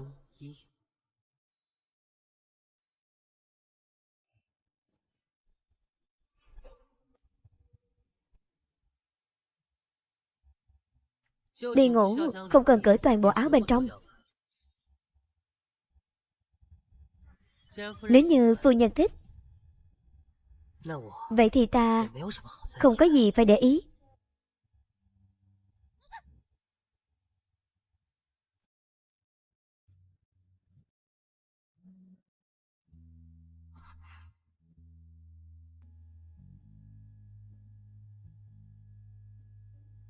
Đại ca, đại tẩu, không ổn. Dì ca xảy ra chuyện rồi. Ta thật may mắn khi có hai người. Ánh mắt của đại ca đáng sợ quá. Cứu mạng, ta còn được sống không đây? Lục Dật Trạch làm sao? Nhị ca nói bị hai người kích động nên ra ngoài thư giãn, kết quả là bây giờ vẫn chưa về. Gia đình nói cánh cổng lớn không xa nhìn thấy ngọc bội của huynh ấy, bên trên có máu.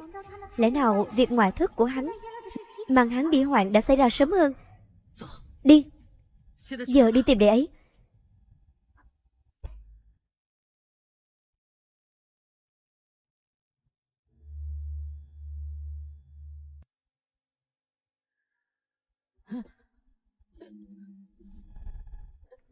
Nam Y, làm gì vậy?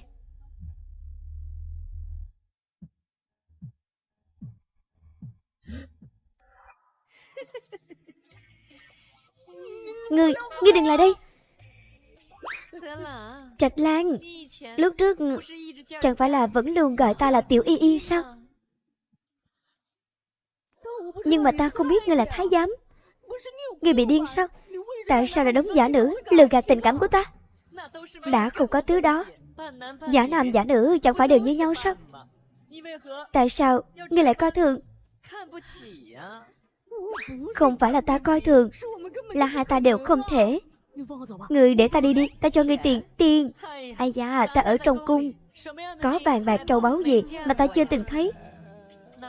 Đó đều là vật ngoài thân. Ngươi thả ta đi đi. Ngươi muốn gì ta cũng cho ngươi. Ta không cần gì hết, chỉ cần sự chân thành của ngươi. Đừng mà, tên biến thái, đừng mà. Ta đã nói ngàn vạn lần, xem ra cũng không thích ta.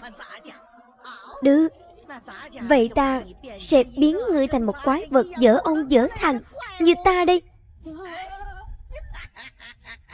Đừng mà. Hai người nhanh lên, đến chậm hạnh phúc nữa người dế của Dật Trạch sẽ không còn nữa đâu. Ta đi trước.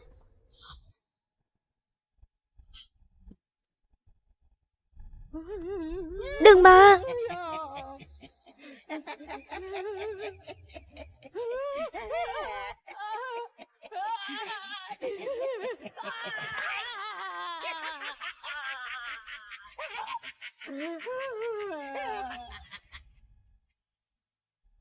Đừng mà.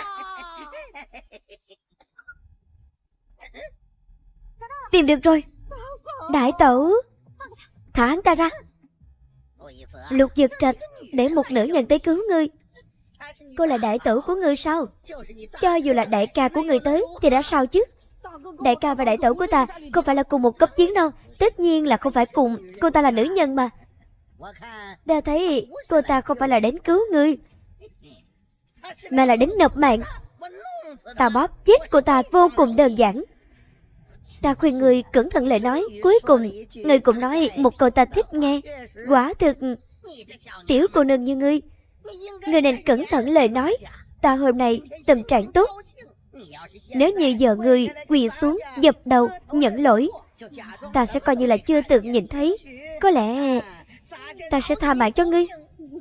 Ta đang nói ngươi không biết gì về sức chiến đấu của đại tẩu ta. Ồ, nếu như ta không làm thì sao? Vậy thì đừng trách ta không khách khí với ngươi. Hay là ngươi thử xem. Ta bình thường ghét nhất lại có lại ánh mắt này của ngươi. Giống như lắm người trong cung kia dùng ánh mắt này để nhìn chúng ta. Không khác gì đang nhìn súc sinh. Vậy hôm nay ta sẽ quét nó ra.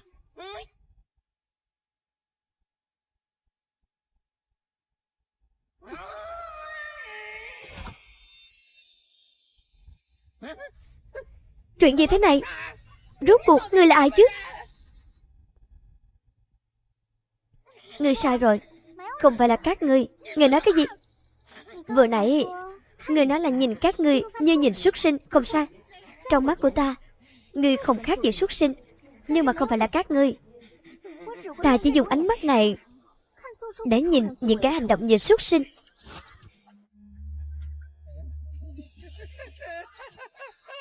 Nhị ca, nhị đệ. Nhị ca, Huynh không sao chứ? Đại ca, ta sợ quá. Đại ca, ta đời này suýt chút nữa là không còn là nam nhân nữa rồi. Đại ca. Ai, đi.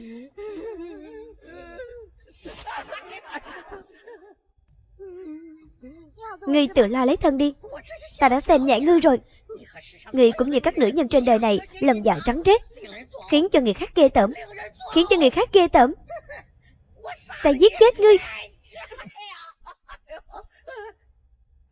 Đã coi thường nữ tử, sao còn giả làm nữ tử?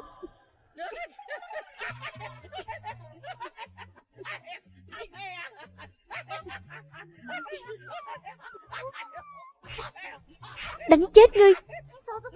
Tẩu tử không đánh chết ông ta chứ? Khinh ca, cô đừng đánh chết ông ta. Đưa đến quan phủ có thể lĩnh tiền thưởng. Tiền thưởng? Tốt quá rồi.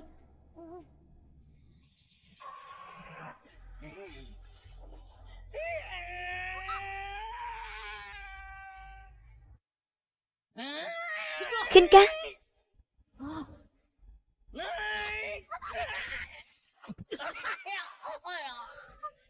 Huynh không sao chứ? Đau. Đại ca đang làm nũng với đại tẩu. Trên chiến trường đao chiến tàn khốc, đại ca bị thương nhiều như vậy chưa từng kêu đau. Vết xước nhỏ xíu này mà cũng kêu đau. Huynh còn nói nữa. Chẳng phải là vì cứu Huynh sao? Huynh thế nào rồi? Ta vẫn ổn, vẫn có thể chịu được. Y phục này nhìn không rõ vết thương sâu không? Về nhà xem. Huynh đi có được không? Chắc là ta...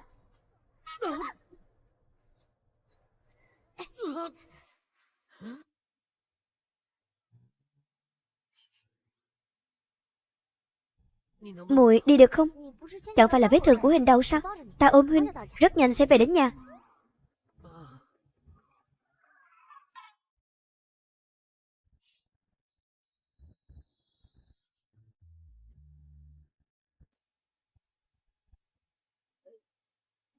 Đây còn là chiến thần đại ca một mình xông vào trại địch, một giết bảy của ta không?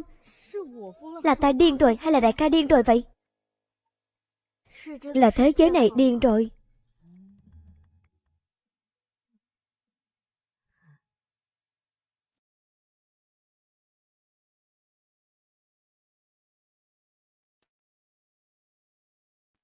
Muội đi đâu? Ta đi mời đại phu cho Huynh.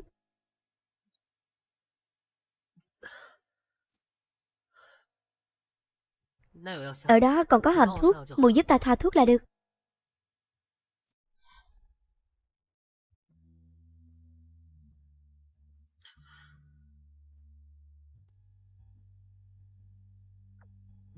Sao thế? Phải quay lưng lại. Tự muội nghĩ cách đi.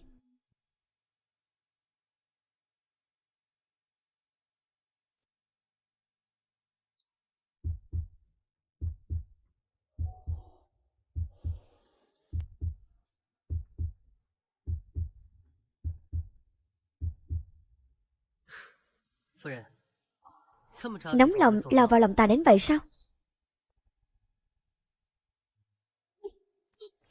Lao cái đầu Huynh đấy. Không sao chứ? Ta ra tay mạnh như vậy sao? Phu nhân, muội thực sự vẫn chưa hiểu hết về sức mạnh của mình sao? Biết đâu còn đứng ra cản trước mặt ta. Biết rõ là ta sẽ không sao. Được rồi, biết là muội lợi hại, nhưng mà ta vẫn lo người đó sẽ làm tổn hại đến muội. Sao huynh lại bảo vệ ta? Ta không cho phép bất cứ ai làm tổn hại muội. Lại là cảm giác tim thắt chặt lại, còn thắt chặt hơn cả lần trước. Nhìn thấy Lục Đình Uyên ngã từ cổng thành xuống. Thế này là tại sao chứ? Thì ra không phải là muội không rung động. Lẽ nào Lục Đình Uyên âm thầm hạ độc ta? Tất nhiên là ta không hạ độc muội rồi. Vậy sao bỗng dưng tim ta lại thắt lại? Bởi vì muội lo lắng cho ta. Sao ta lại lo lắng cho huynh?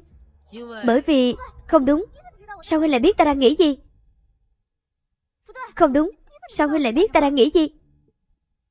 Bởi vì ta nghe được tiếng lòng của muội. Không thể nào. Ta tu luyện lâu như vậy rồi, trước giờ chưa từng nghe đến có pháp thuật nghịch thiên như vậy. Lẽ nào vừa nãy trong đầu huynh cũng bị thương?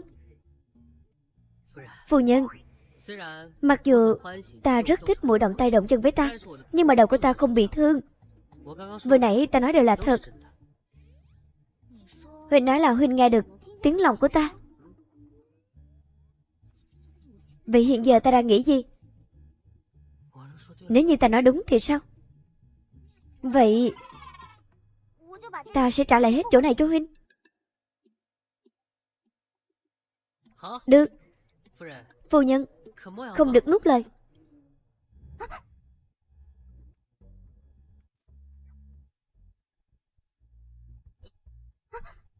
Huynh sát lại gần ta như vậy làm gì?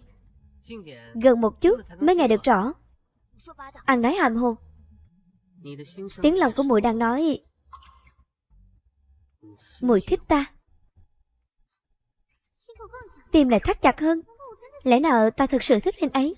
Bổn lão tổ đã tu luyện nhiều năm, chưa bao giờ gặp phải tình trạng hoảng loạn như thế này. Bình tĩnh lại. Bình tĩnh lại. Phu nhân, bị ta nói trúng rồi chứ? Còn lâu, sao ta có thể thích huynh được chứ? Vậy sao? Nhưng mà ta thích. Ca. Lục Giật Trạch. Để có biết cái gì gọi là quá tam ba bận không? Ca, huynh tin ta đi. Nếu không phải sẽ bị chém đầu, ta tuyệt đối sẽ không đến làm phiền huynh đâu. Nội quan đã truyền thánh chỉ đến.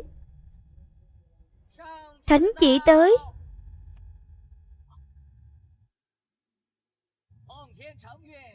Phụng Thiên Thừa Vận, Hoàng đế chiếu viết Nam Cương nội loạn, lệnh cho Lục tướng quân dẫn binh ra trận, đánh đuổi kẻ xâm lược, mang chiến thắng trở về. Khâm thử thần tiếp chỉ.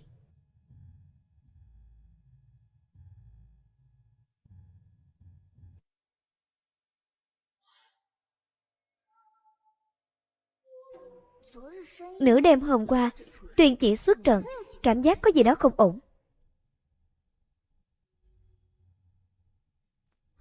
Không đúng, căn bản là không ra chiến trường. Chuyện này là thế nào? Trong lòng đừng có nghĩ gì. Ngoan ngoãn chăm sóc tốt bản thân, để ta trở về. Sau khi ta về, sẽ đưa muội đi xem là luyện đan băng vàng. Thật không? Nói lời giữ lời. Được.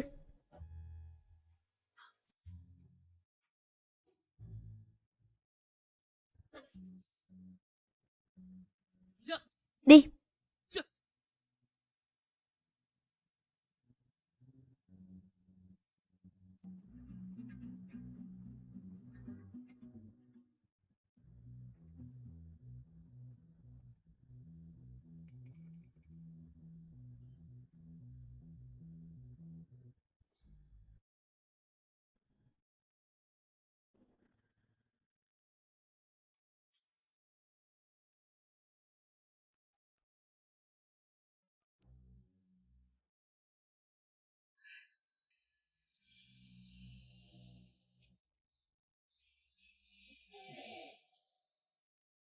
Tham kiến Hoài Vương điện hạ. Lục đại nhân, ngài chắc Lục Đình Uyên đã xuất phát đi Nam Cương? Hoàn toàn chắc chắn. Ta tận mắt nhìn thấy nó lên ngựa. Thời cơ đã đến, chuẩn bị hành động. Hành động không xảy ra sơ sót gì chứ? Xin Lục đại nhân yên tâm. Dương cung nữ là trợ tá ta tin tưởng nhất, mà ông là phu quân mà Dương cung nữ chọn. Ta nhất định không bạc đãi ông đâu. Để ta đăng cơ, cung đầu tiên tất nhiên thuộc về ông. Lúc đó ta sẽ ban cho ông một chức vị quan trọng. Chức không phải là chức quan như bây giờ. Ta muốn không phải là những thứ đó. Lúc đó Lục đại nhân cũng không cần nhìn sắc mặt của Lục phu nhân. Cho dù là từ thê cũng không dám ai nói gì. Tất nhiên Dương cung nữ cũng có thể bầu bạn của ông đến già. Được.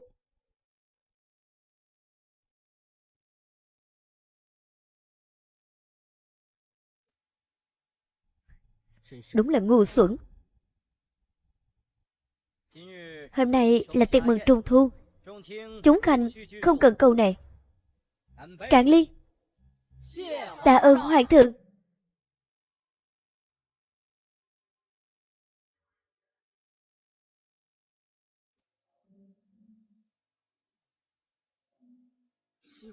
Kỳ lạ, tại sao không có Lục Đình Uyên? Cảm giác điểm tâm hôm nay cũng không còn ngon nữa. Sao thế tẩu tẩu? Đại ca ta mới đi chưa được 7 ngày thì đã nhớ mình ấy đến nuốt không trôi rồi sao?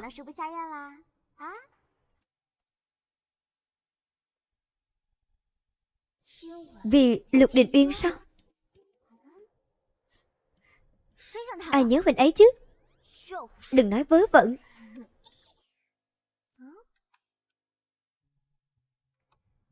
Mẹ, sao vậy? Nhìn gì thế? Sao hôm nay đến đây đều là gia quyến của võ quan?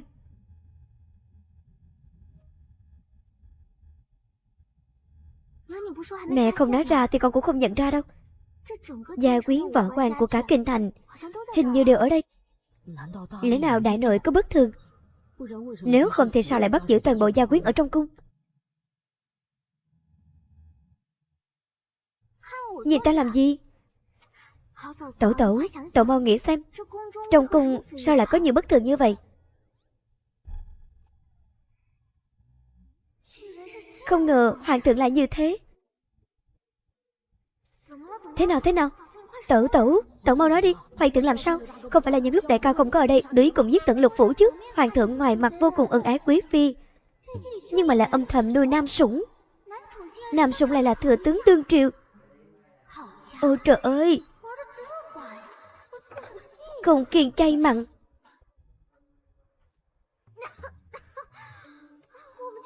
Chúng ta cứ như vậy biết được bí mật của thánh thượng sao? Nếu như bị phát hiện có phải sẽ bị chặt đầu không? Tẩu tẩu, mặc dù tin này rất chấn động, nhưng mà hình như sai trọng điểm rồi.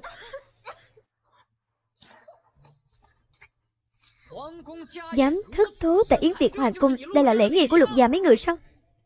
Người vẫn còn mặt mũi xuất hiện trước mặt ta sao? Tại sao ta lại không? Lục Thính Lan, cô dám công khai hủy hôn với ta, khiến ta ở kinh thành mất hết thể diện. Món nợ này ta vẫn rất nhớ. Hủy hôn thì sao? Ta không đem chuyện tình cảm viết thành sách truyền khắp kinh thành đã là làm cho người thể diện lắm rồi. Nếu không thì lần này nhất định không phải lần cuối người bị hủy hôn đâu. Cô nghĩ còn đắc ý được bao lâu? Lục Thính Lan, ta nói cho cô biết, nếu giờ cô không quỳ xuống nhận lỗi thì ta có thể suy nghĩ lại về hôn ước của chúng ta và đón cô vào cửa làm tiểu thiếp. Não người bị lừa đá hả? Tử tế với cô quá đúng không? Thẩm công tử, đừng kích động. Hoàng thượng đang ở đây. Thẩm Thiên Khoát dám rút đao trên điện, điều này không bình thường. Rốt cuộc bọn họ đang mưu tính điều gì? Thính Lan, không được vô lễ. Cha, nói gì đó? Xin lỗi Thẩm công tử và Vân Hiếu úy.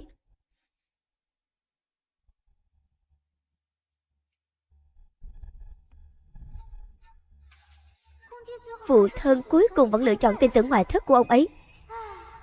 Nam nhân thành mà diễn 3 phần 7 phần sai, lừa người dốc hết tâm gan. Lục Chấn Nghiệp, cái thứ ngu xuẩn. Hoài Vương điện hạ tới.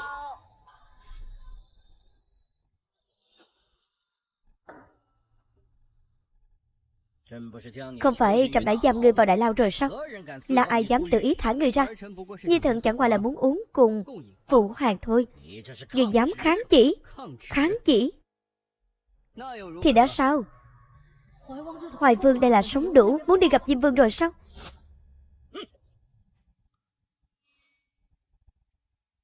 Thiên tử phẫn nộ. Ngươi lại dám tránh? Trong mắt của ngươi còn có trẫm hay không? Trong mắt của ta lúc nào cũng có người, nên mới tùy người kiểm soát. Hỗn xược. Ngươi muốn làm gì? Phụ hoàng, người bất nhân thì đừng trách ta bất nghĩa. Thái tử vô tài vô đức chỉ vì hắn là người trưởng tử mà người phong làm thái tử. Còn ta bất luận có cố gắng đến đâu cũng chỉ có thể ở bên hắn là một vương gia vô dụng.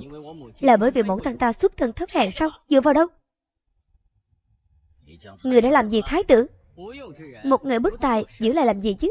Phụ hoàng, lúc đầu chẳng phải là người vì thất vọng với tài năng của hắn nên mới dìu dắt ta. Sao hả?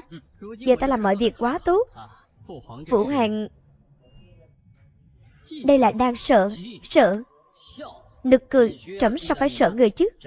Trẫm thấy người tâm thuật bất chính, chìm đắm trong chuyện tranh quyền đoạt vị. Trẫm chỉ muốn nhắc nhở người, tâm thuật bất chính. Ta muốn làm thái tử là tâm thuật bất chính. Đúng là chuyện nực cười. Người rốt cuộc đã làm gì thái tử? Ta chỉ là giúp phụ hoàng giải quyết nỗi lo mà thôi. Phụ hoàng chẳng phải từ lâu đã muốn phế truất thái tử, chẳng qua là sợ thế lực gia đình mẫu thân hoàng hậu. Người dám mưu sát thái tử? Thái tử ngu dốt, giết thì đã sao? Nếu như không phải người tuyệt tình với ta, sao ta có thể đi đến bước đường hôm nay? Người trong lòng cực đoan, độc ác quá mức, không thích hợp làm quân vương. Ta độc ác. Ta đi đến đường cùng hôm nay đều là do người ép. Người muốn làm gì? Người đâu? Phụ hoàng sai rồi. Mời phụ hoàng về Càn Thanh cung nghỉ ngơi. Người muốn tạo phản? Thái tử bất công, ta tạo phản thì sao?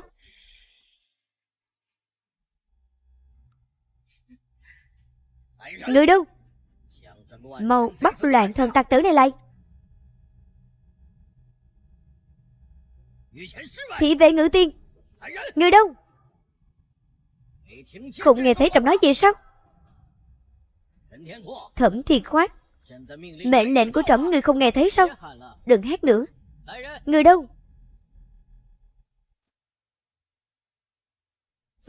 Đưa bệ hạ về Càn Thanh cung. Rõ.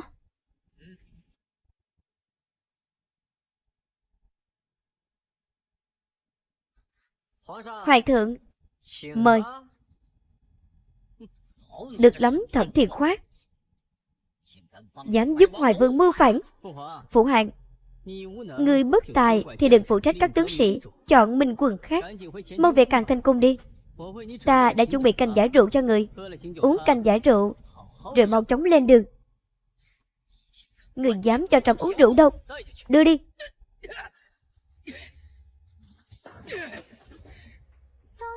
Thiên tử đường triều là yếu đuối như vậy, mặt người xấu xé, rất bất thường.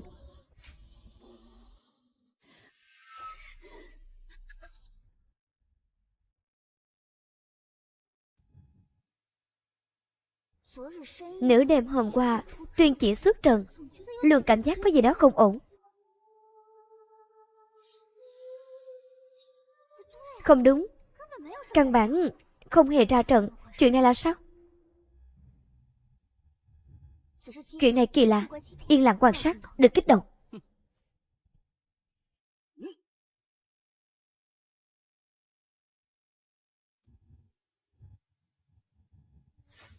Hoàng thượng, thái tử đều bất ngờ qua đời. Bổn vương lên ngôi. Các vị có ai phản đối không? Chúc mừng Hoài Vương điện hạ lên ngôi. Nếu như tối nay chúng ta đã lựa chọn minh quân, bổn vương đảm bảo sẽ để các người an toàn rời khỏi đây.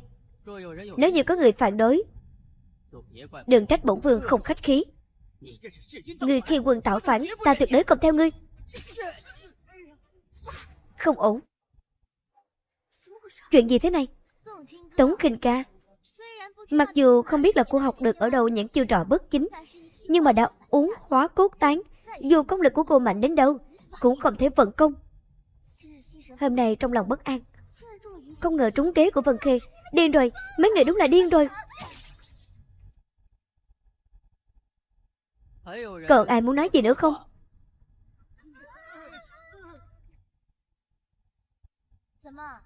Sao? Chết đến nơi mà còn không chịu khuất phục sao? Sao nào? Chết đến nơi mà còn không chịu khuất phục sao? Lục gia chúng ta tuyệt đối không quỳ trước kẻ vô liêm sỉ. Thả ta ra! Thả ta ra!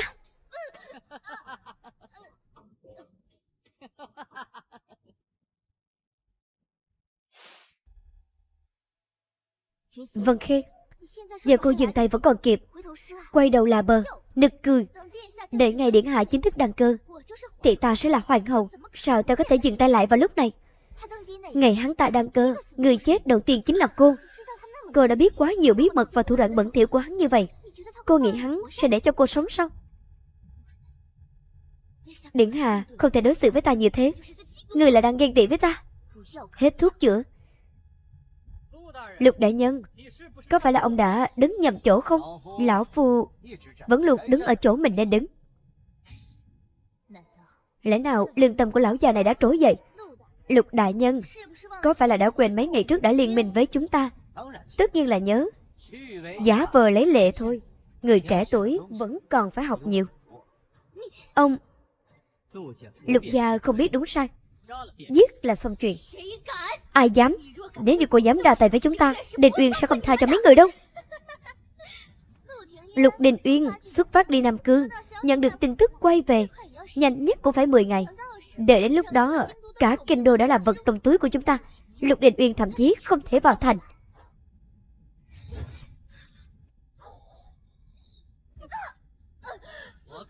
Ta xem ai dám.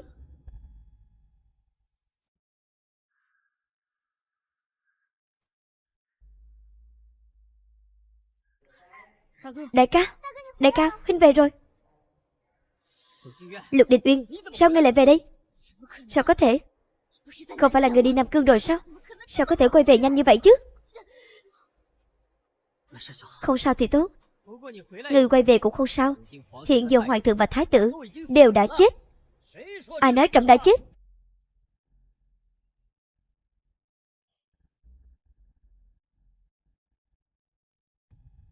Người chưa chết.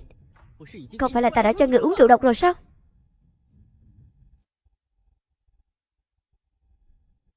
Hóa ra là thế. Từ lúc thống soái xuất chinh bắt đầu, tất cả chẳng qua chỉ là một vở kịch của Lục Đình Uyên với hoàng thượng.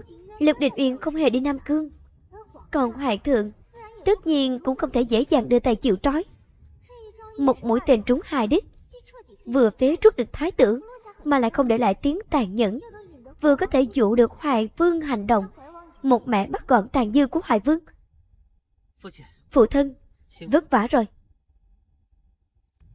Con trở về là tốt. Tất cả như chúng ta đã dự đoán. Lục đại nhân, lời này của ông là có ý gì?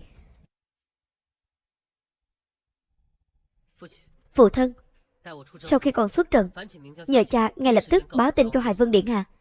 Tại sao?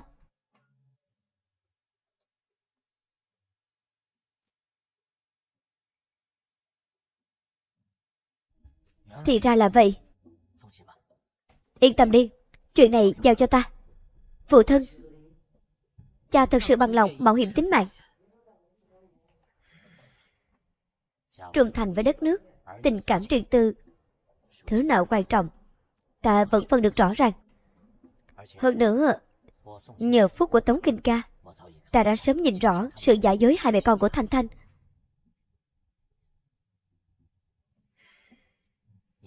Con yên tâm đi, ta sẽ giúp con hoàn thành.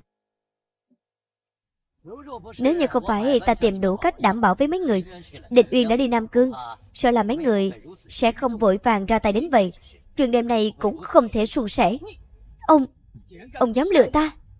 Người đâu? Bắt lại! Đừng chạm vào ta!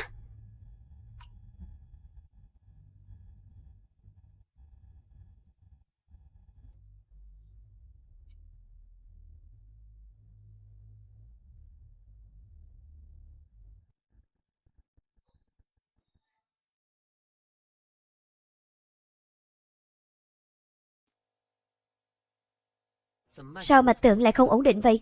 Không phải là đã uống thuốc giải hóa cốt tán rồi sao? Chút độc này không làm gì được ta. Chỉ là tạm thời nửa ngày không dùng được pháp thuật thôi. Vậy thì tại sao? Những ngày ta ở ngoài chiến trận, nghe nói là có người thương nhớ đến nỗi nuốt không trôi. Ai vậy? Dù sao không phải là ta. Ta ăn rất ngon miệng. Được, là ta. Những ngày ta ở bên ngoài luôn nhớ nhung một người. Nhớ ai vậy? Vân Khê sao? Sợ là nỗi nhớ của huynh đặt nhầm chỗ rồi. Cô ta e rằng sống không qua đêm nay. Đừng giả ngốc. Ta và Vân Khê hoàn toàn trong sạch. Trong lòng ta chỉ có một người. Ta chỉ thích mùi.